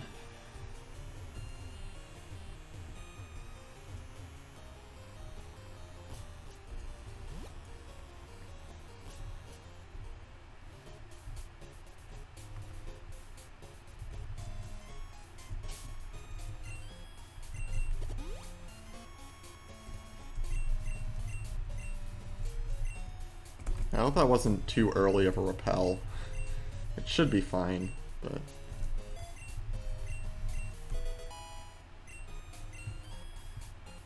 oh yeah, that's definitely fine.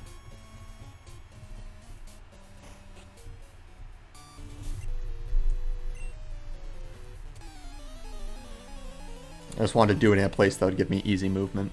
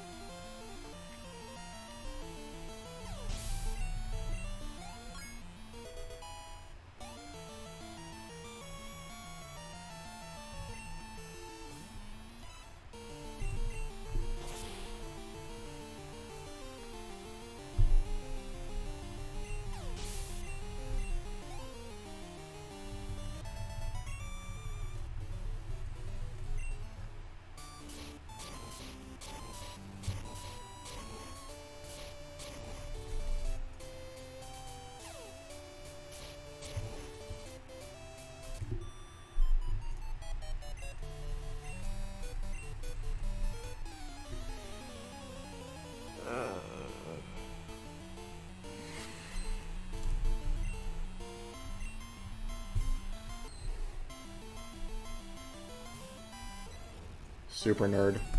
Easy question.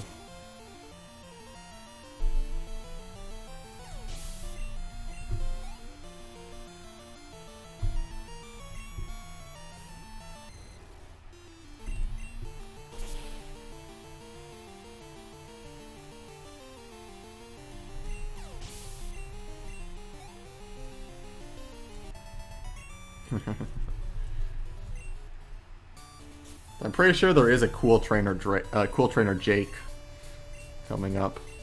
We don't, we skip him in this game, but my name is Jacob, so.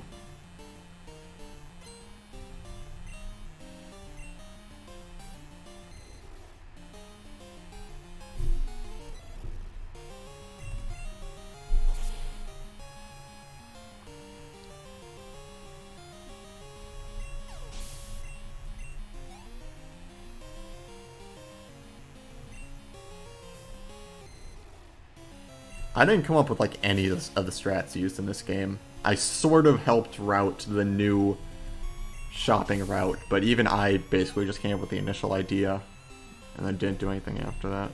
And I didn't even come up with the initial idea, Fran did. I just helped make it feasible. Everything else in this game was not thought of by me. That goes for most games.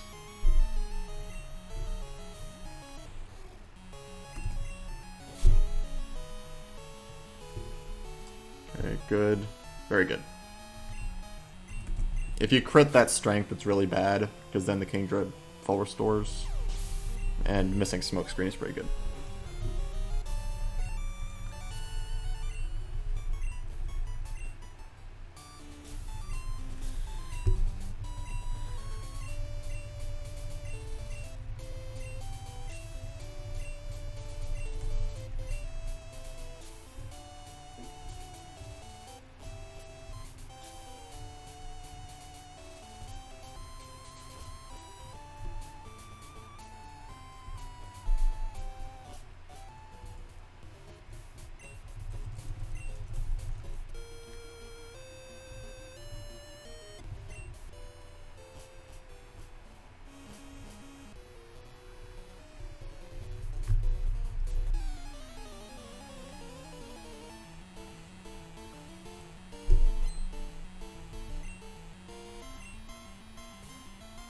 I mean, every Pokemon game is about RNG, right? There's still plenty of execution left in the run. But I absolutely need very good luck if I want this to record.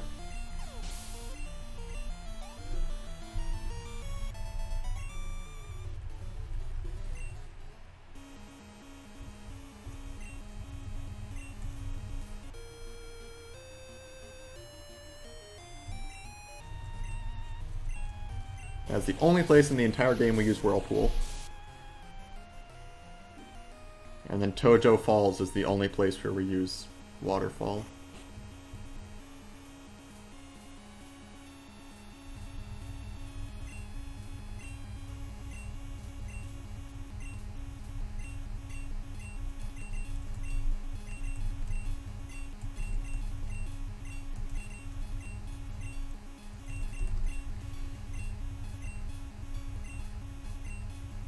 Do you... 4 antidotes instead of... Those aren't mutually exclusive. The 4 antidote strat is 2 pair of heals. So would he rather have 2 antidotes, 3 pair of heals, or 4 antidotes, 2 pair of heals? Okay. So he wants the 1 fewer pair of heal, which is also my initial impression.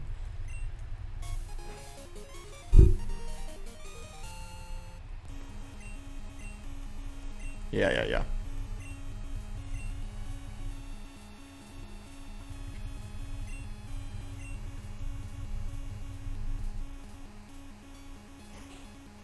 Nice.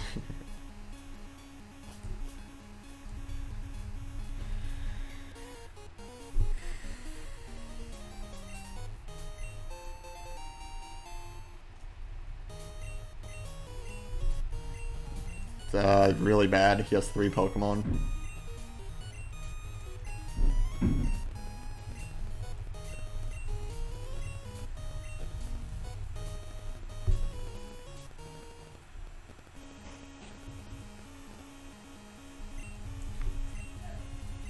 Teach waterfall, use a super repel, escape rope.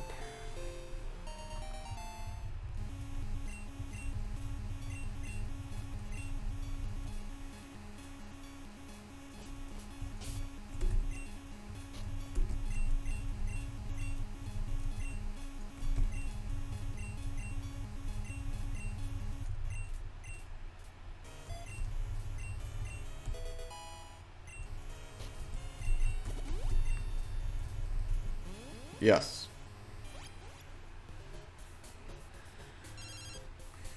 Okay, so I go up 1, up 2.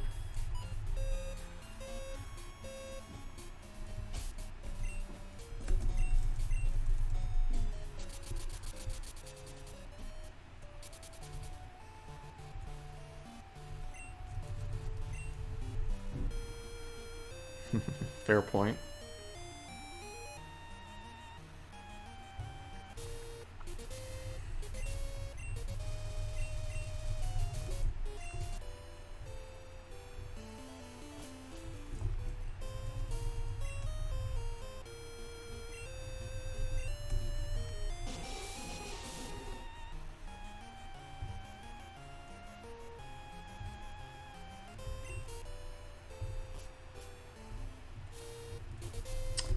Okay.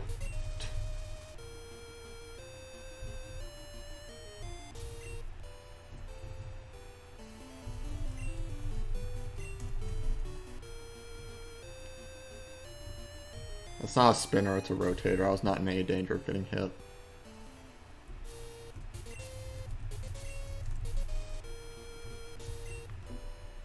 Joyce time. This one is a spinner, however.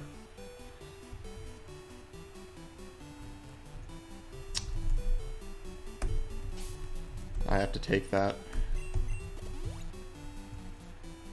Okay.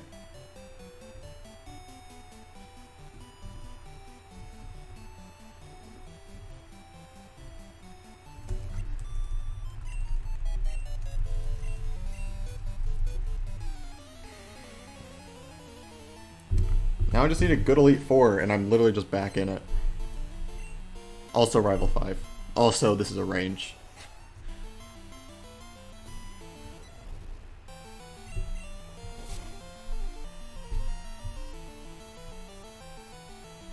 Good.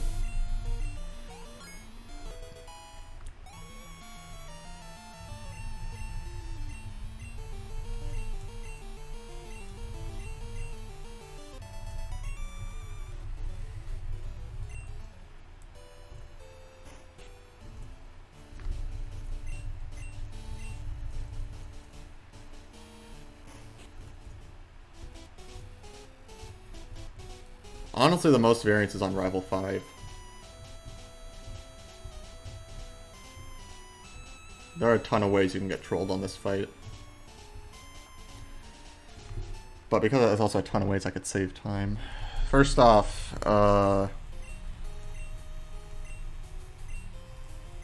this Magneton is a 2-shot, and it uses Thunder Wave.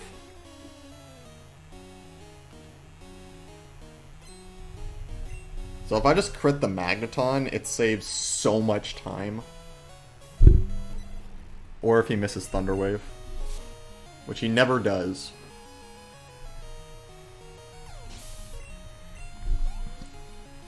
Or just use Sonic Boom. Come on. Best crit in the game, let's go. Come on. That's Thunder Shock.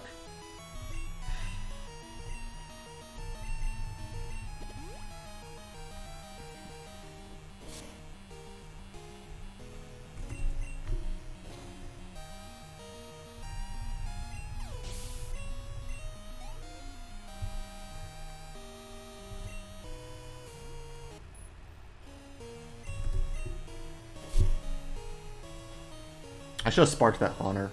Nah, no, this is fine.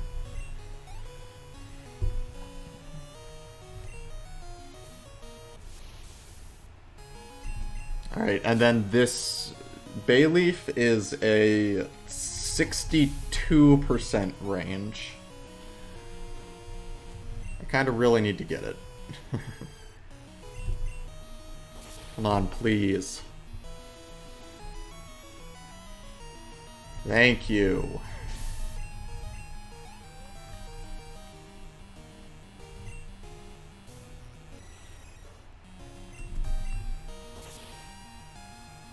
Yeah. Alright, so I got Thunderwave, but I was able to save a Spark and I got the Bayleaf range, so that was a fine fight.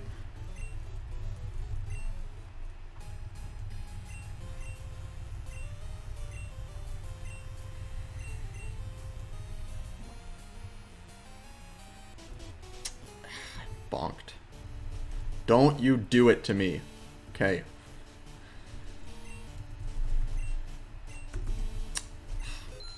Dumb.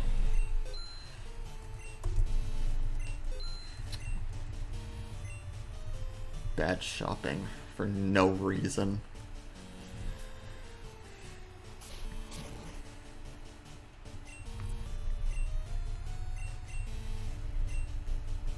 Alright, this fight, the only variance is that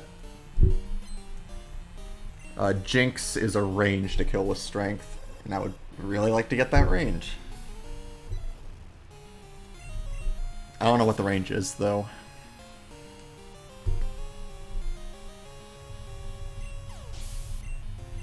Thank you, Simi.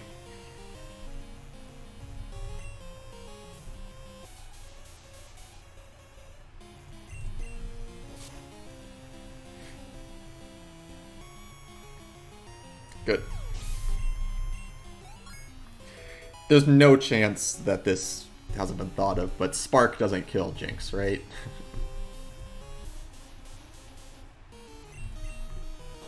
I think Jinx has good special defense, so it's probably like not even close. I know that Jinx has paper defenses, or paper physical defense.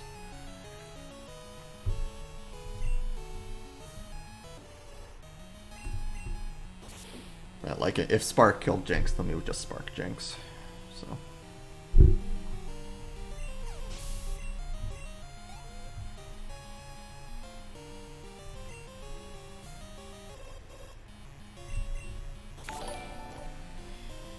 Okay, at this health, 32, that's 35. I shouldn't do, Fortress. I think it's just barely not enough.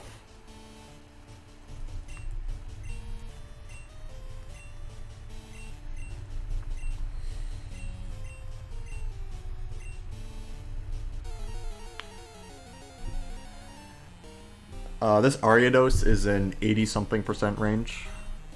And if you miss the range, he double teams, so.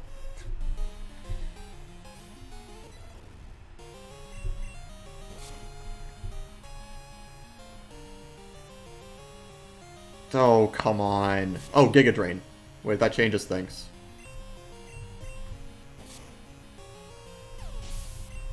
Now I do want to do double X special here.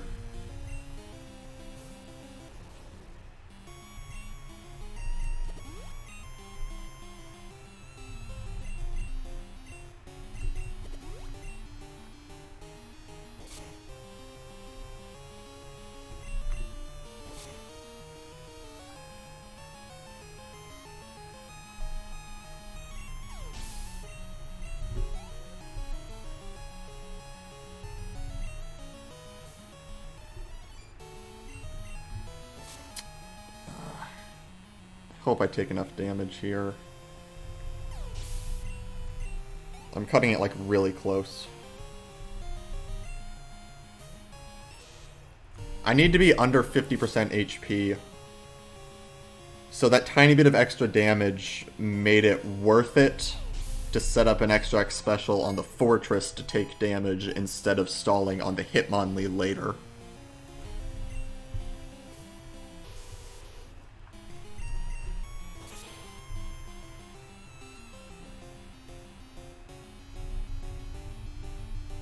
Yeah, this is cutting it really close. As long as I don't get, like, min-rolled by...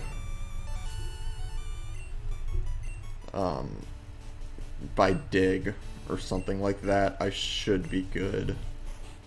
The reason I need to be under 50% health for Karen is because at under 50% health, her Umbreon is favored to Feint Attack, while at above 50% health, it's favored to Sand Attack. And I obviously prefer one of those over the other.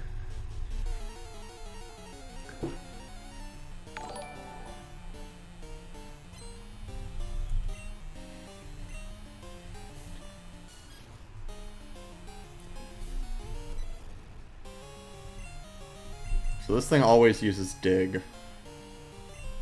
Except for the 1% of the time it uses Detect, but we don't worry about that.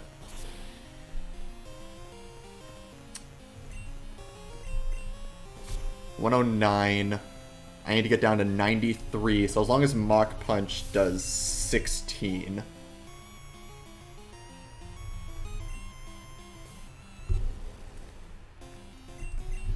Oh, I have so many hidden powers.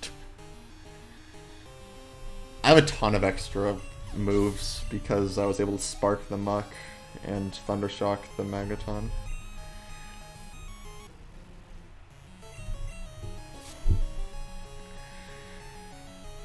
Okay, so this Hitmonchan uses Mach Punch every time. I just need to hit down to 93 or lower. Easy.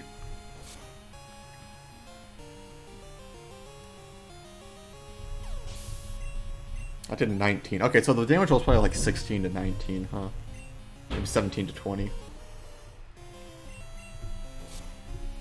But if you see, if I didn't take the 10 extra damage from Giga Drain, I would not have taken enough. You see that? Because I'd be at like I'd be at 100 instead of 90, and that's not enough.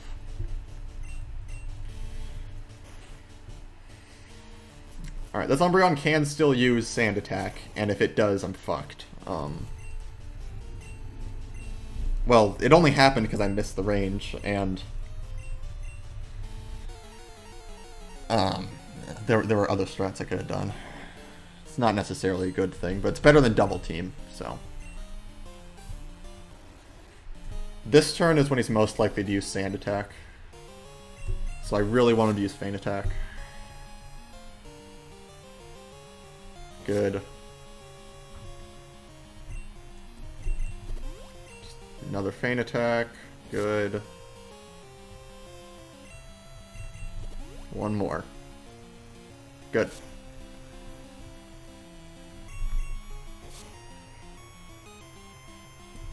And the fact that she leads an Umbreon is just so annoying. Because it's so tanky.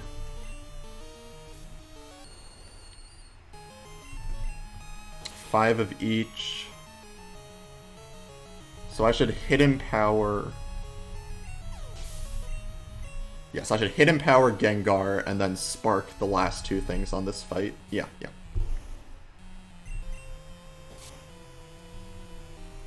I'm just trying to make sure... Like, I want to use all my Sparks, because Spark is the fastest move to use. So I'm just trying to make sure I'm doing it in the most efficient way possible.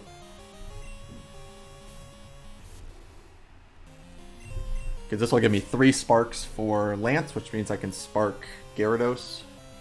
And I can also Spark the... what's it called? Murkrow right here. This might be the most we overkill something in the entire run. 2x special Spark against this Murkrow.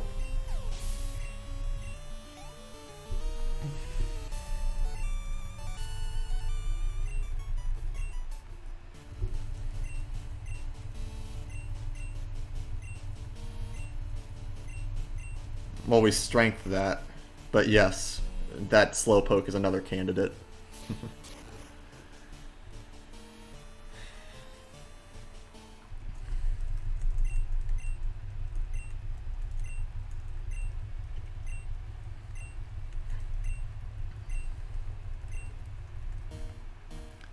Wait, did someone guess it? Wow, someone guessed Whirlwind. I missed that. First time anyone's ever guessed it. Good job.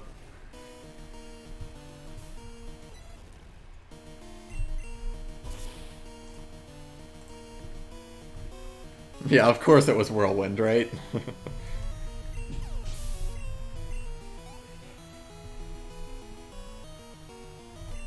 Oh, there's no variance on this fight, by the way. He one-shot everything.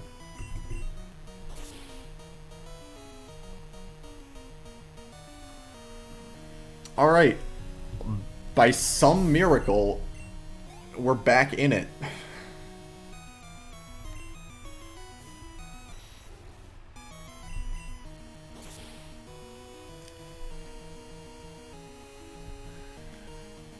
Still not easy from here.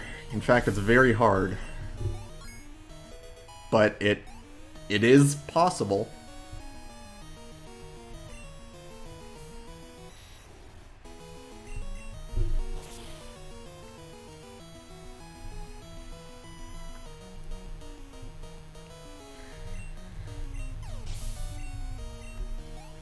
So many crits.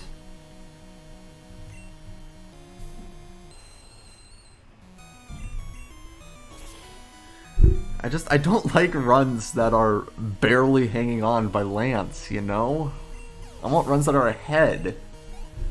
Because Poke Guy gets a really good Kanto, aside from hitting Heidi, which... that basically accounts for all of the remaining time save I have. He also crits Snorlax. So I kind of really need that time buffer.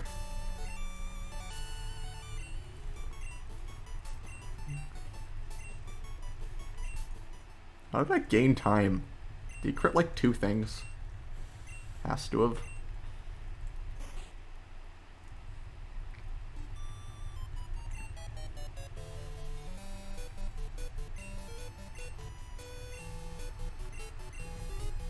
My PB also hits Heidi, but my PB also gets like a really, really good red fight.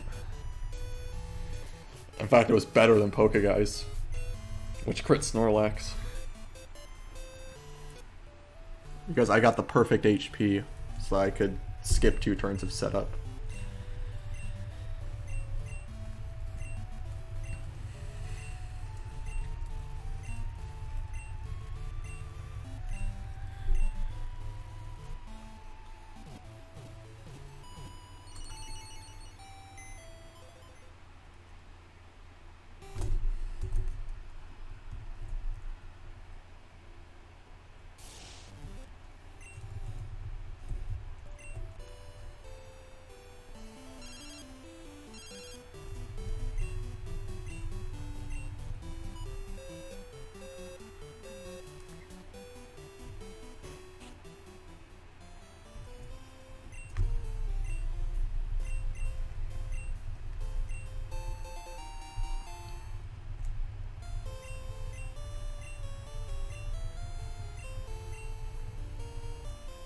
Down 5.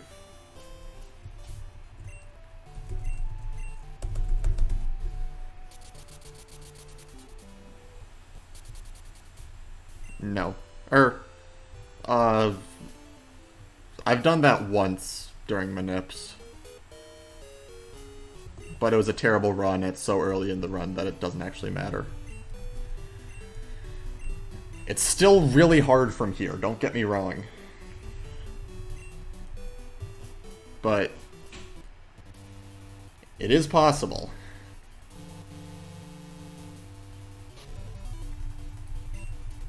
Like, this one has actually been insanely good since Morty.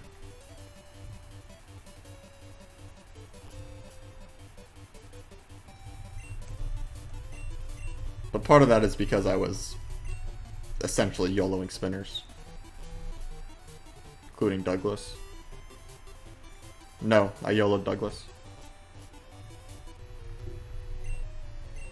Yeah, that's literally the only bad split in the entire run. And Morty was kind of bleh because I messed up giving Raikou the magnet, but it's only a few seconds.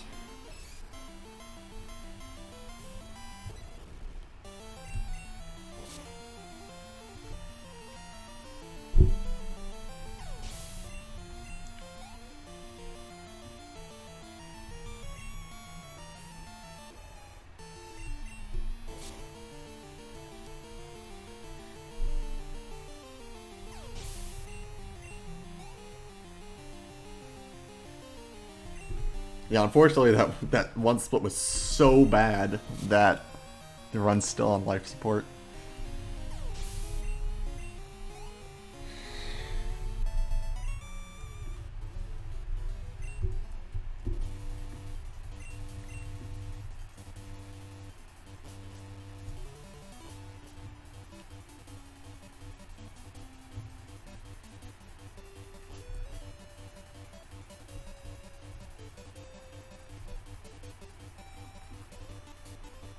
Cans aren't a thing in this game. You do the power plant instead.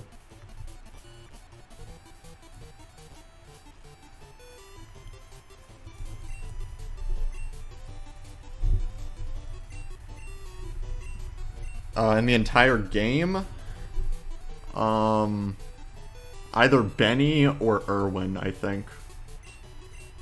Which, you know, fun fact, I hit Irwin this run.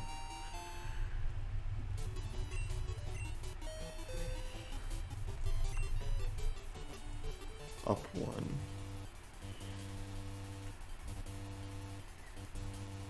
Anthony just kills you. That doesn't really count, though.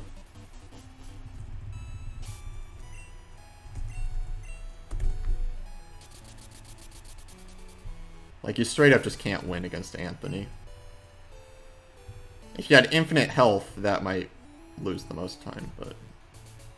No, I think Irwin would still lose more.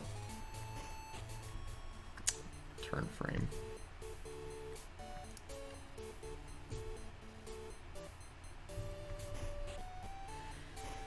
Coming up is Heidi passes 1 and 2.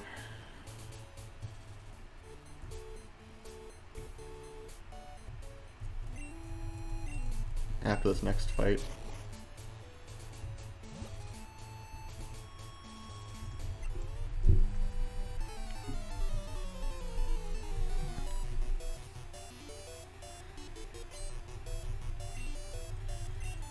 Like 1 and 2, 30 something.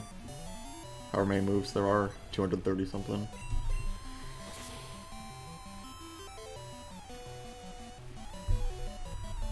I think it's 237.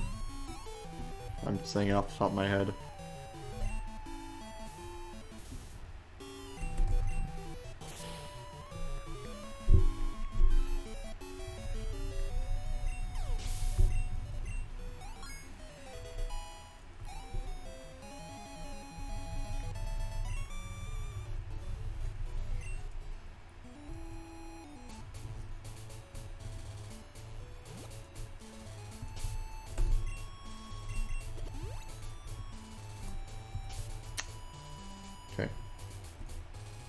Good passes. The second one could have been better, but she didn't see me, which is what matters. That just saved 30 seconds over world record, but unfortunately I will be losing a decent chunk of that time on the next split, since he doesn't have to pass her, since he already hit her.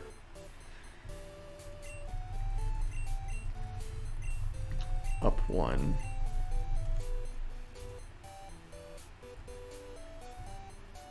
Up then down.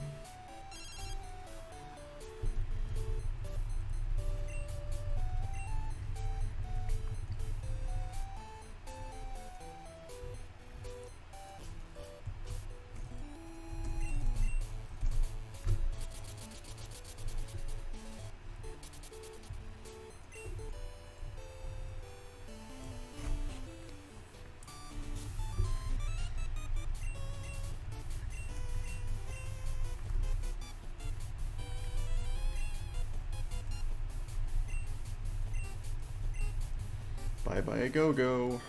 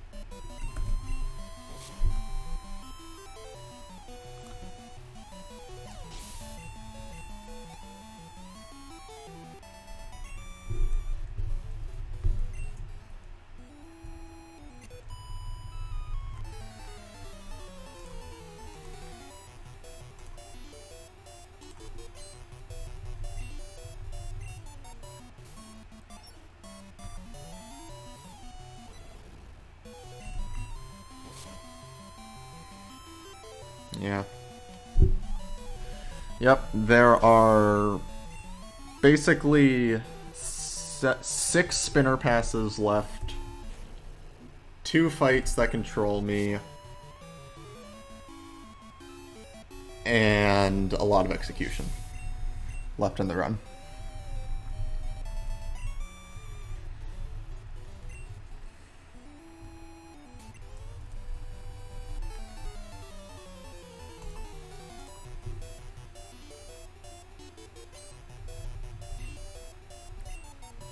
Yeah, I bet trainer Pokemon have, like, no friendship, huh?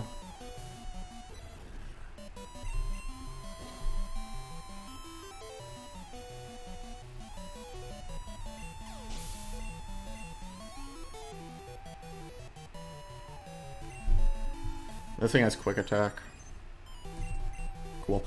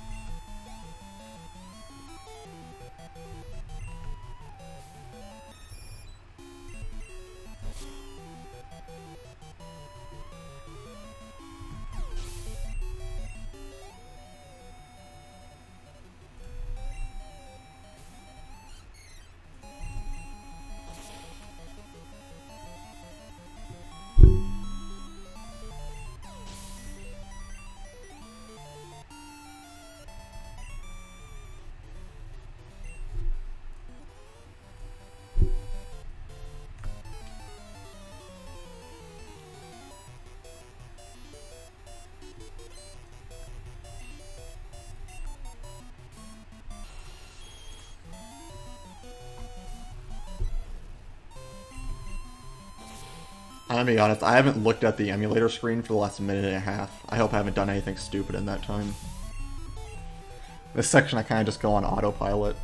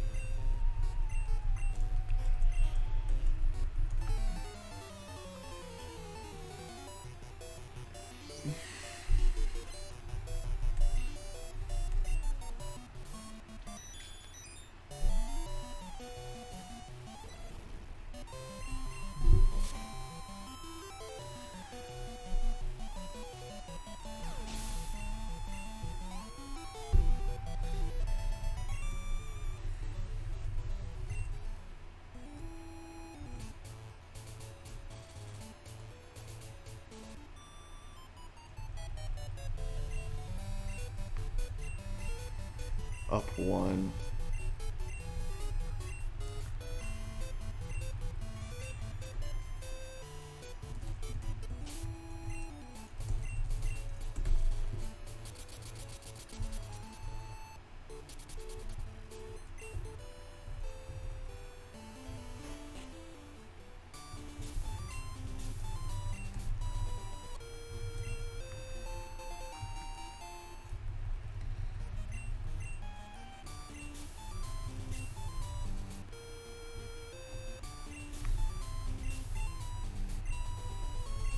Possible.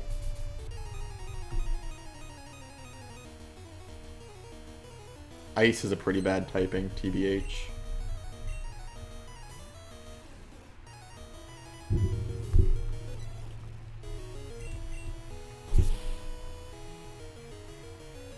Ice normal might be the worst typing defensively. Just off the top of my head.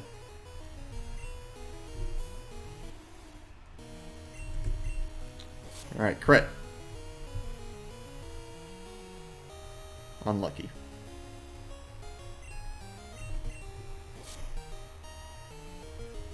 Now, I'm not talking about a Pokemon that might exist, I'm just saying based on weaknesses. Ice has 4 weaknesses and only resists ice, and then normal is weak to fighting and doesn't resist anything.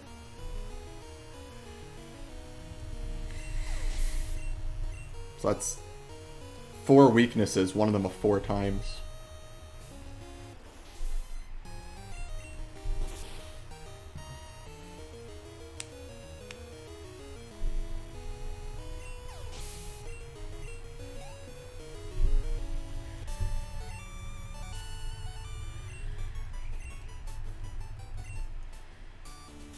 Don't get your hopes up too early. I'm gonna lose time on this split. Like, a lot of time on this split.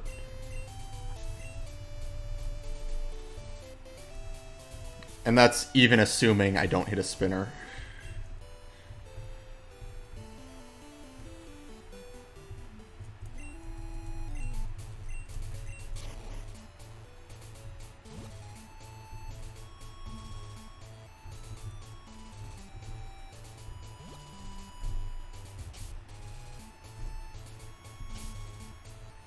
Alright, no Heidi. Yeah, I know. I know I have to delete my gold. I just haven't gone around to it. I do the same with Whitney.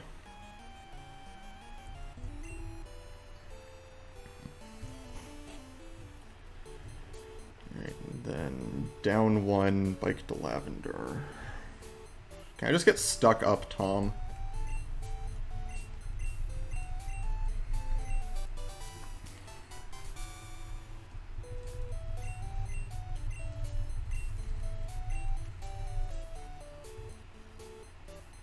Down 1. Down 1.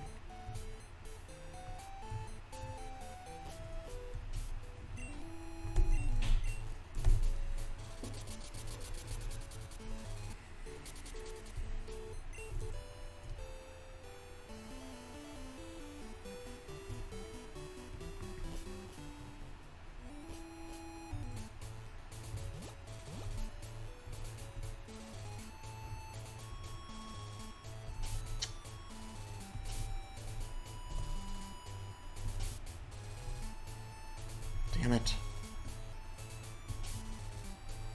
Okay. We made it. That wasn't the fastest, though, and I need literally every second of time save I can get for the rest of the run. Up 2. I'm already on Spearow.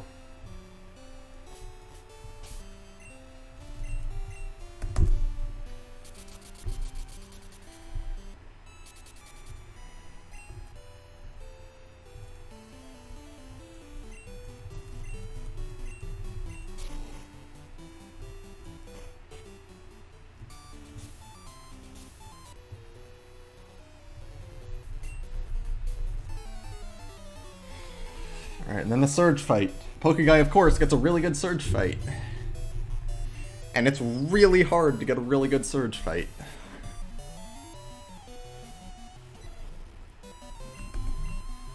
What's the hidden power range on Raichu, WSOP?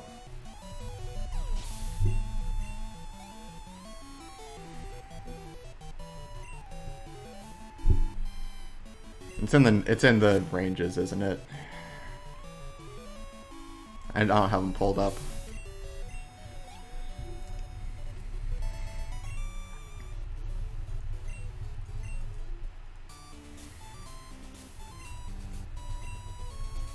Really? Even I knew that was a range. Alright, so just miss... I just need you to miss Thunder Wave, or miss Thunder, or something. Just give me something, basically.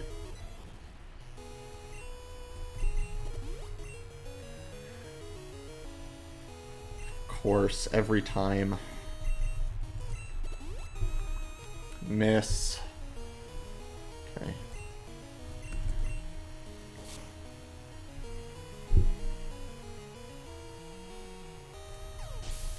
Not the worst, I guess, but I'm definitely losing time this split.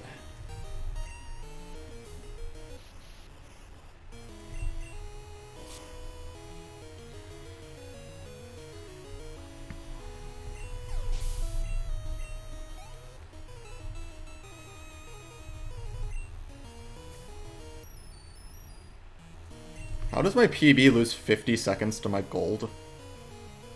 That can't be right. Oh no, maybe it can.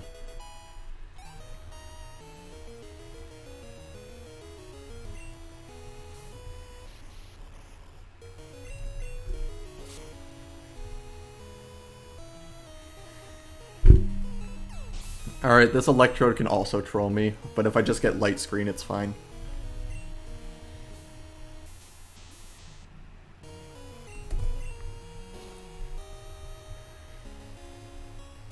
I crit. Is that heal range? Okay. That's like just out of heal range. Oh wait, no, I don't think it can heal. Okay, apparently I lost a lot of time on my Surge split, so that's fun.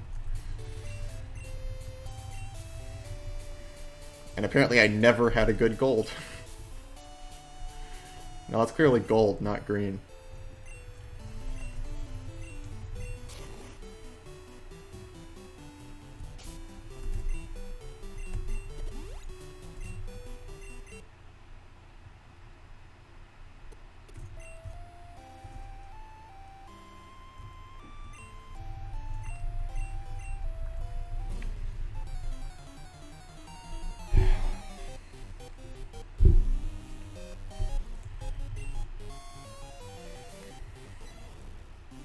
It's still really hard to world record from here, though, because he crits Snorlax.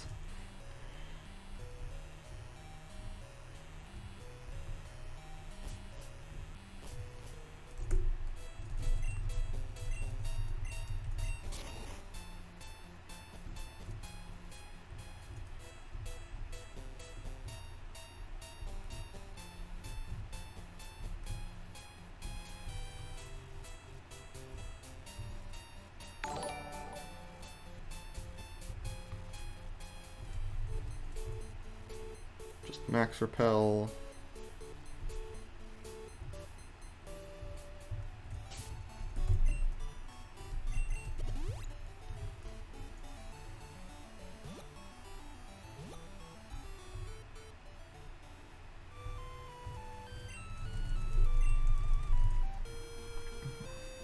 Also, there's still Rebecca left.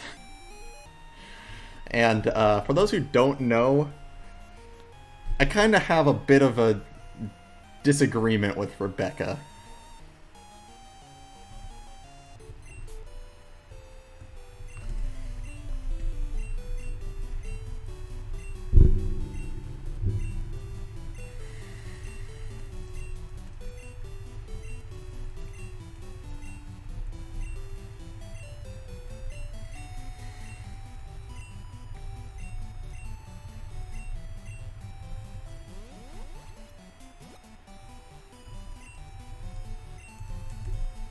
Maybe I'll get stuck keys a spinner.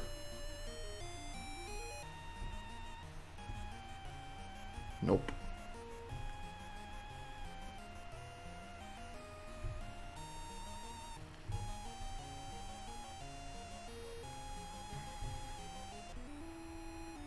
That guy's a spinner, but you can just go around him, so it doesn't matter.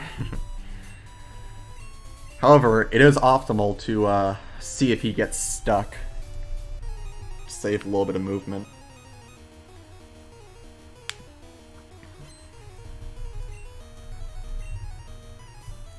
specials are in slot 1 now.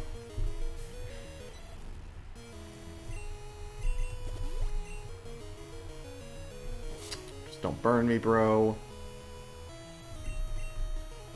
Cool. Easy fight.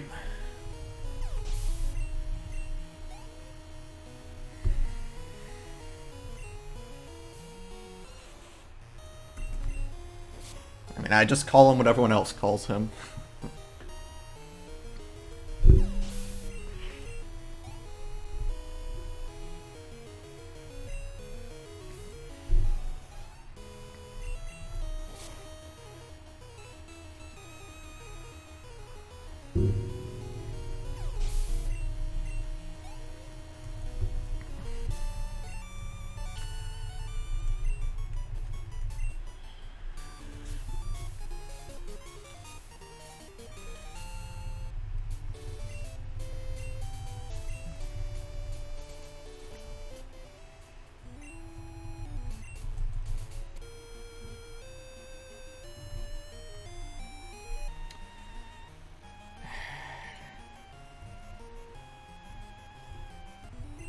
So there's like 7 seconds of time save on Brock compared to world record. I don't know why, but his Brock loses some time.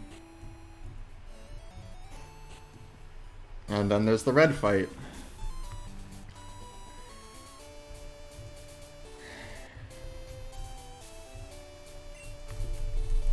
I see. This fight, the only variance is a 50% chance she uses a dire hit on her last poke and it loses a second. And I always get it. Yep, I got paralyzed, but all the spinner passes were fine to good. And just getting paralyzed once is a perfectly fine surge fight.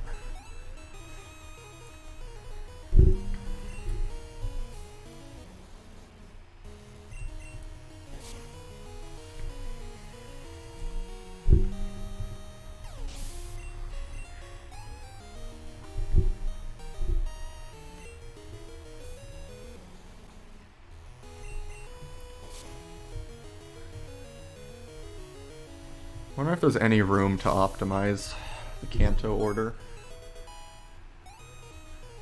The only way I think you could is if you could skip the X special on Blaine.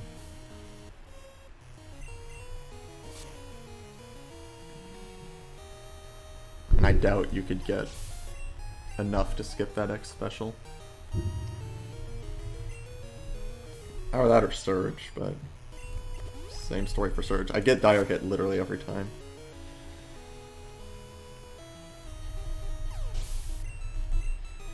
Like, what if we did Erica earlier? Could that help at all? What if we put off Surge until later? I don't know.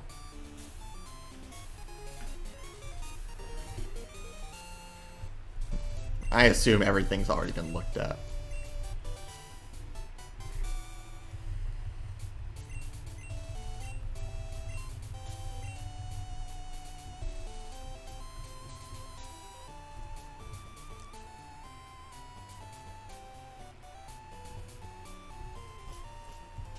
Down 3.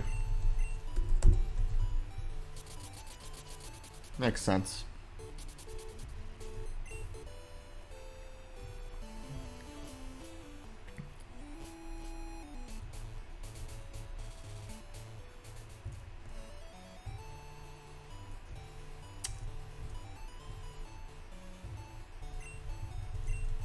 Try my best. Wow, I did that. Even after messing up my audio cue. Alright, so basically everything that's left in the game, there's Rebecca. If she sees me, it's over. Obviously. There's 7 seconds of time save on Brock, and then there's Mount Silver and Red. And that's it.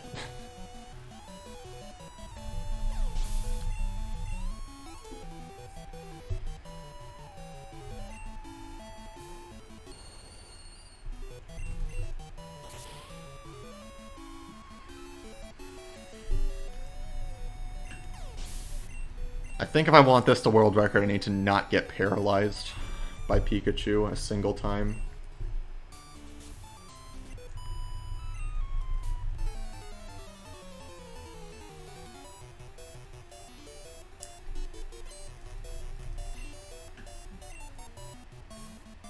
I have no idea what that gold is, WSOP. It could be bad. I don't know. I never reset my golds for my old grind, so.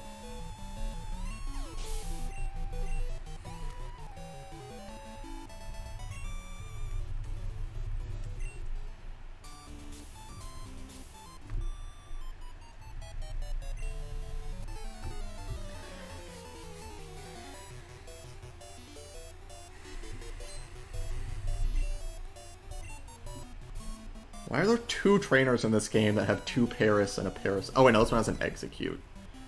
Dang it. Unlucky.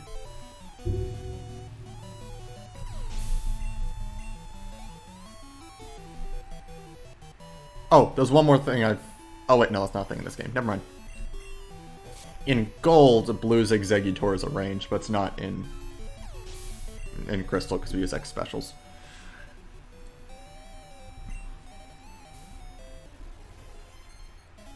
There is variance on Blue if I get Quick Attack on turn 2, though. 50%.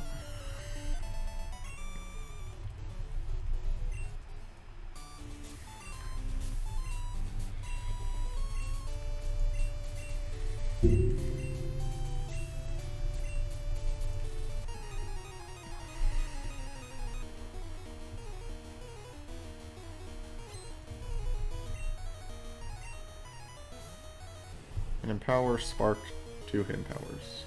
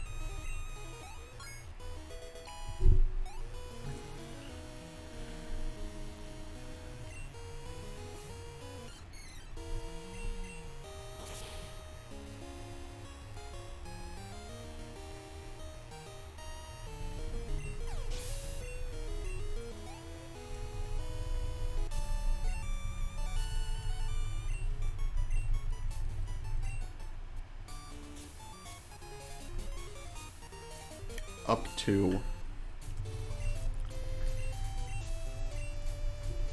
Erica has so much text.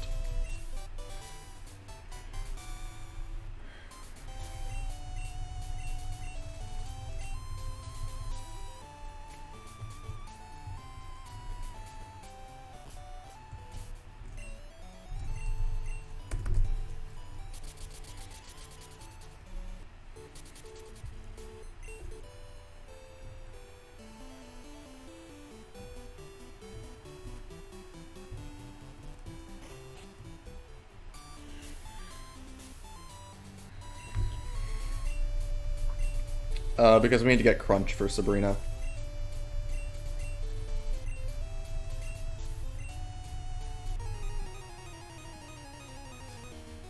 Which we get at level 61.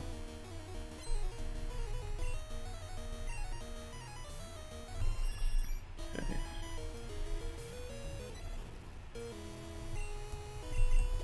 Just don't quick attack on turn 2, please. That's fine. Just don't do it this turn.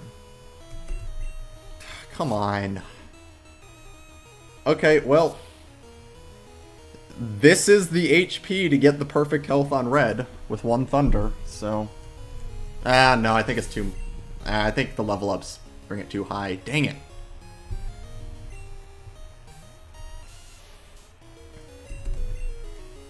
Maybe it's a range, I don't know. Bite is also dark. But Crunch can't flinch. Instead, it lowers either defense or special defense. I don't remember which.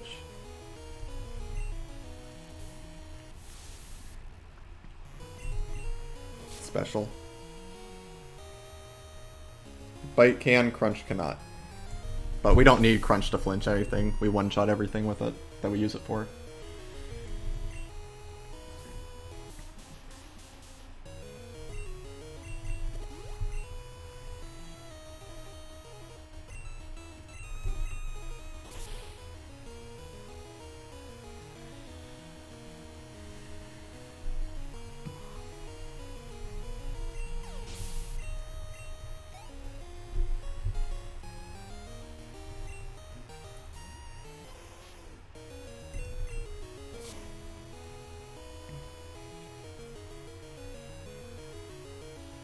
Dang, blue stuff is high level.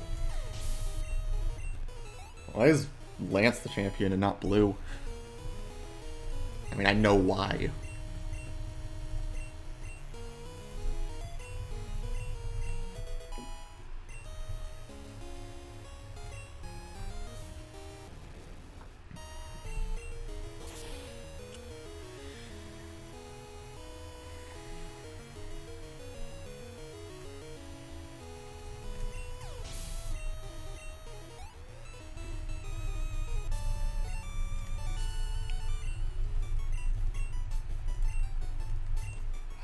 Hemorrhaging time.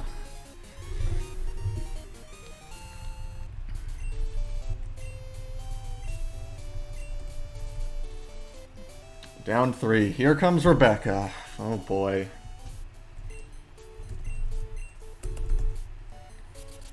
Last spinner. And if I hit her, it's over.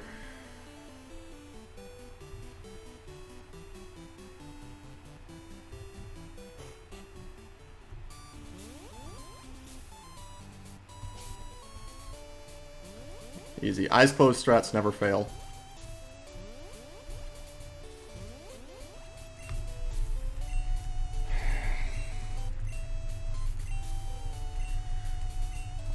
That wasn't the fastest pass, though, which is kind of a problem, because this is so close. I basically need a really, really good red to get it.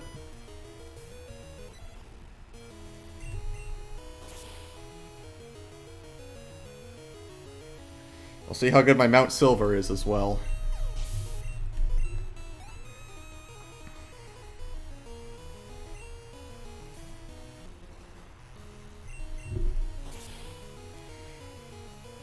I think there's no way that critting Snorlax saves 20 seconds is the thing.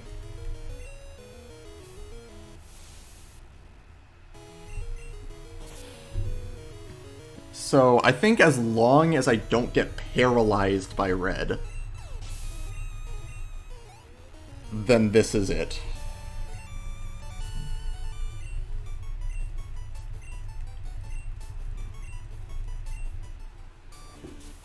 Right, up, up, down.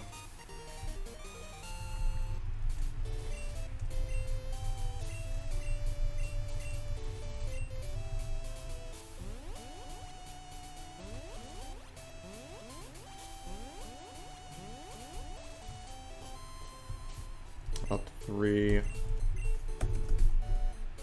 Try my best.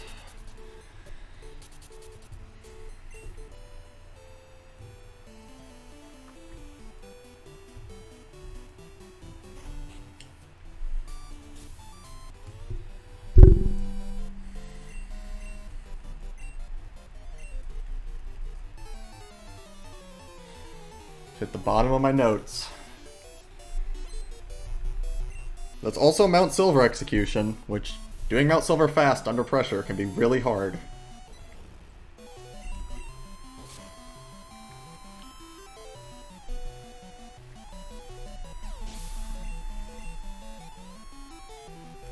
Try my best.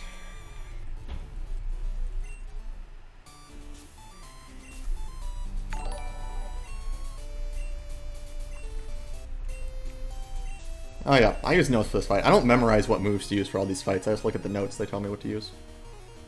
I have the game memorized basically up to, like, the beginning of the rocket hideout.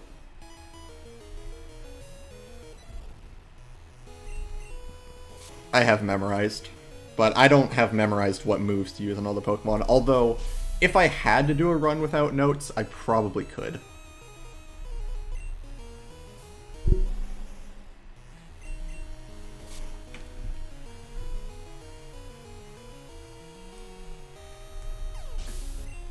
But I don't have to, so...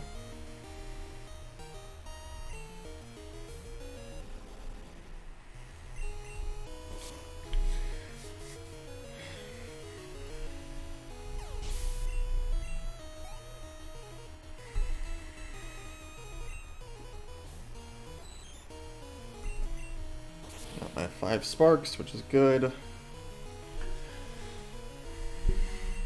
Don't crit things. Literally every second counts on this.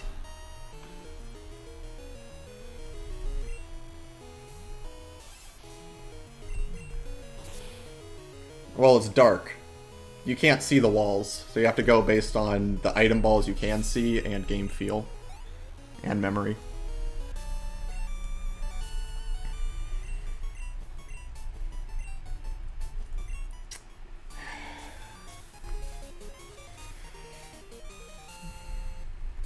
Up 1.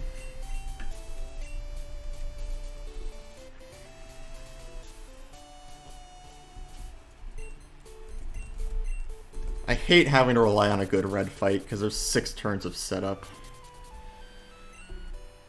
Which means it's pretty unlikely to get a good fight.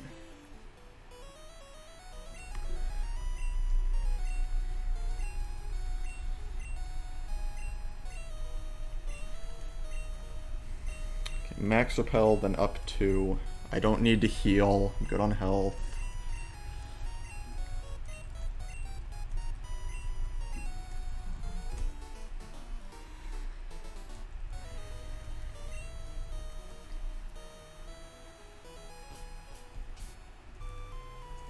Nope.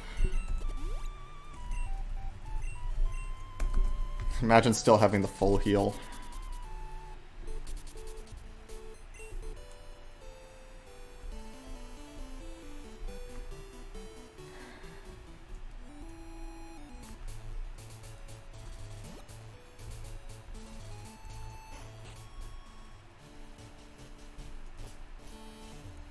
I've bonked.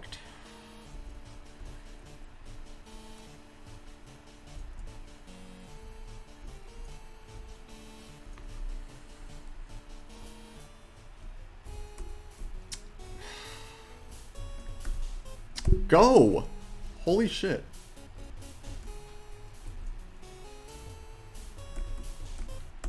Oh, Jesus Christ. That was so bad. Really bad. Just stopped moving for a second. I went too early at the beginning, that messed up my audio cue. Please. What if somehow Thunder puts me to the perfect HP? I don't think it will though. I think I have too much. Just Charm 6 times. 1. 2. He's 75% each turn to Charm. No, don't do it. Okay. Good. I need him to not Thunder again. Come on, one more. Just one more, please. Charm. Oh. Is that it? It's gonna be really close. This is insanely close.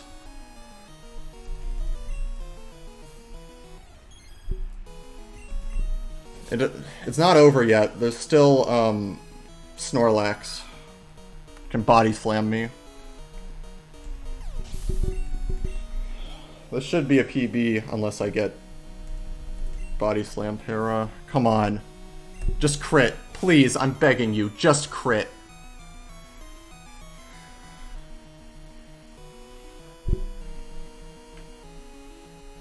No. Okay. Amnesia. That's all the variants. That should be it, right? Oh, come on. Don't crit on that turn.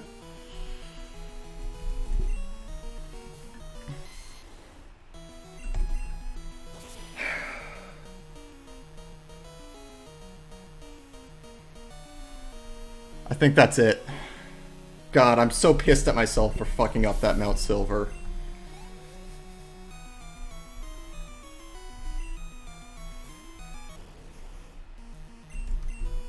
Oh my god, the hand tingle is back. But I did it.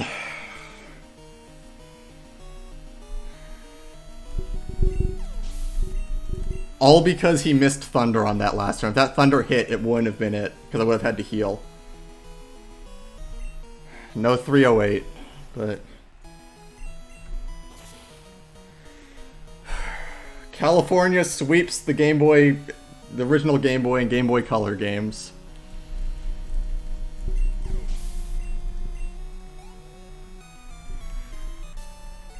Thank you, Huang.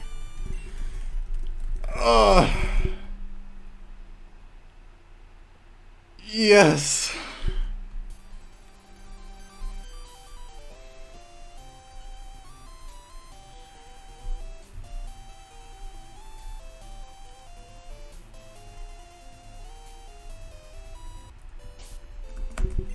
$304. Oh my god.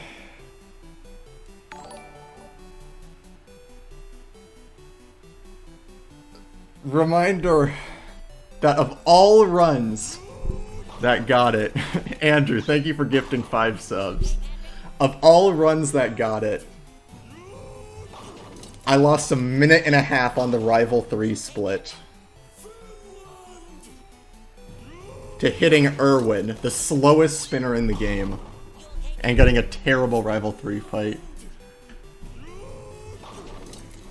No, fuck Gen 1. Yeah, of all runs that finished, it was the Irwin run. Golded Price. Yeah, this is literally a 307 run with a normal Rival 3. Like, if my Rival 3 went fine, this was a 307. To be fair, I did play a lot of the spinners super risky, because I thought the run was dead. But, yeah, I brought it back by the Elite Four, and then had a spinnerless Kanto. What was that? That was a 45-35 Kanto. With a bad Mount Silver.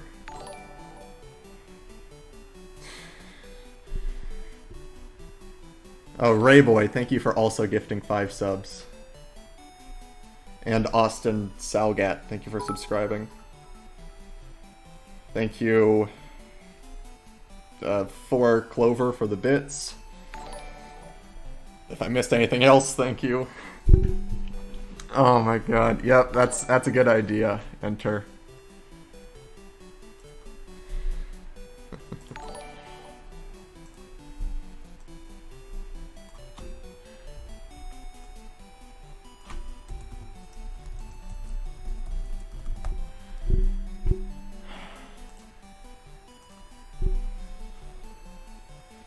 Is White 2 next? No. Blazer fan and and Gym Freak, Jimmy, thank you for subscribing. Gen 2 King. All right. So my 2 choices are I'll either go back to Emerald or I'm gonna stick with Crystal, or possibly Gold. Because Gunnar is also going for Crystal World Record, and there's no way that this 16-second world record is going to hold him.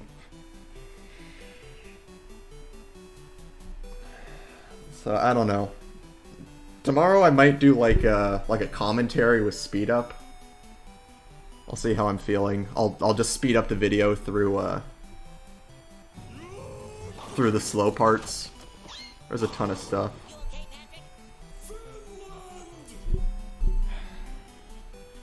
Gen 2 is not the most interesting gen to do commentary on because there's just so much dead time and a lot of it is just using the right move on the right thing. But they're, like, I'll just fast forward through that stuff, basically. Yeah. If Irwin just didn't hit me, this was a low 308, and then if Rival 3 was good, it was a 307. God, imagine world record with Irwin.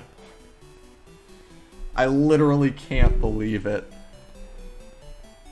The Rival 3 fight, I got licked turn 1, so I had to stall a turn to get cursed. I switched back, got licked paralyzed, set up my things, killed the thing, get to Bayleaf. I missed the 2-shot range and get poison powder, and don't flinch.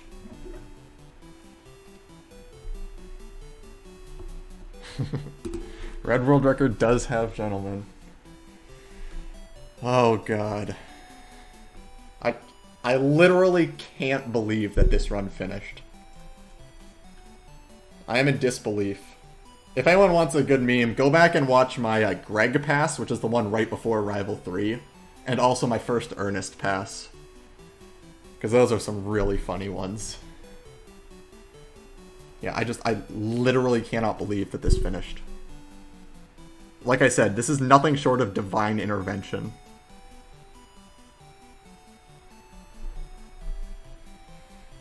No, I got world record by 16 seconds. After fucking up Mount Silver royally. God, I'm pissed that I fucked up Mount Silver that bad.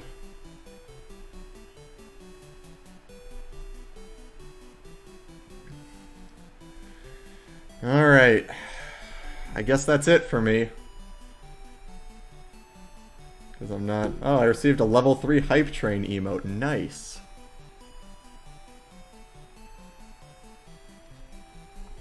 Thank you everyone for all the 14 subs and 500 bits. Thank you so much. I appreciate it. Alright. Who am I gonna raid now?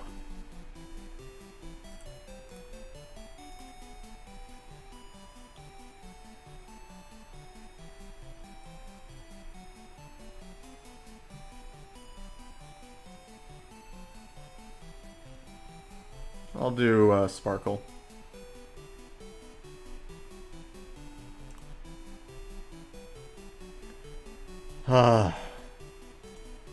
Actually happened. Alright. Kill my bot.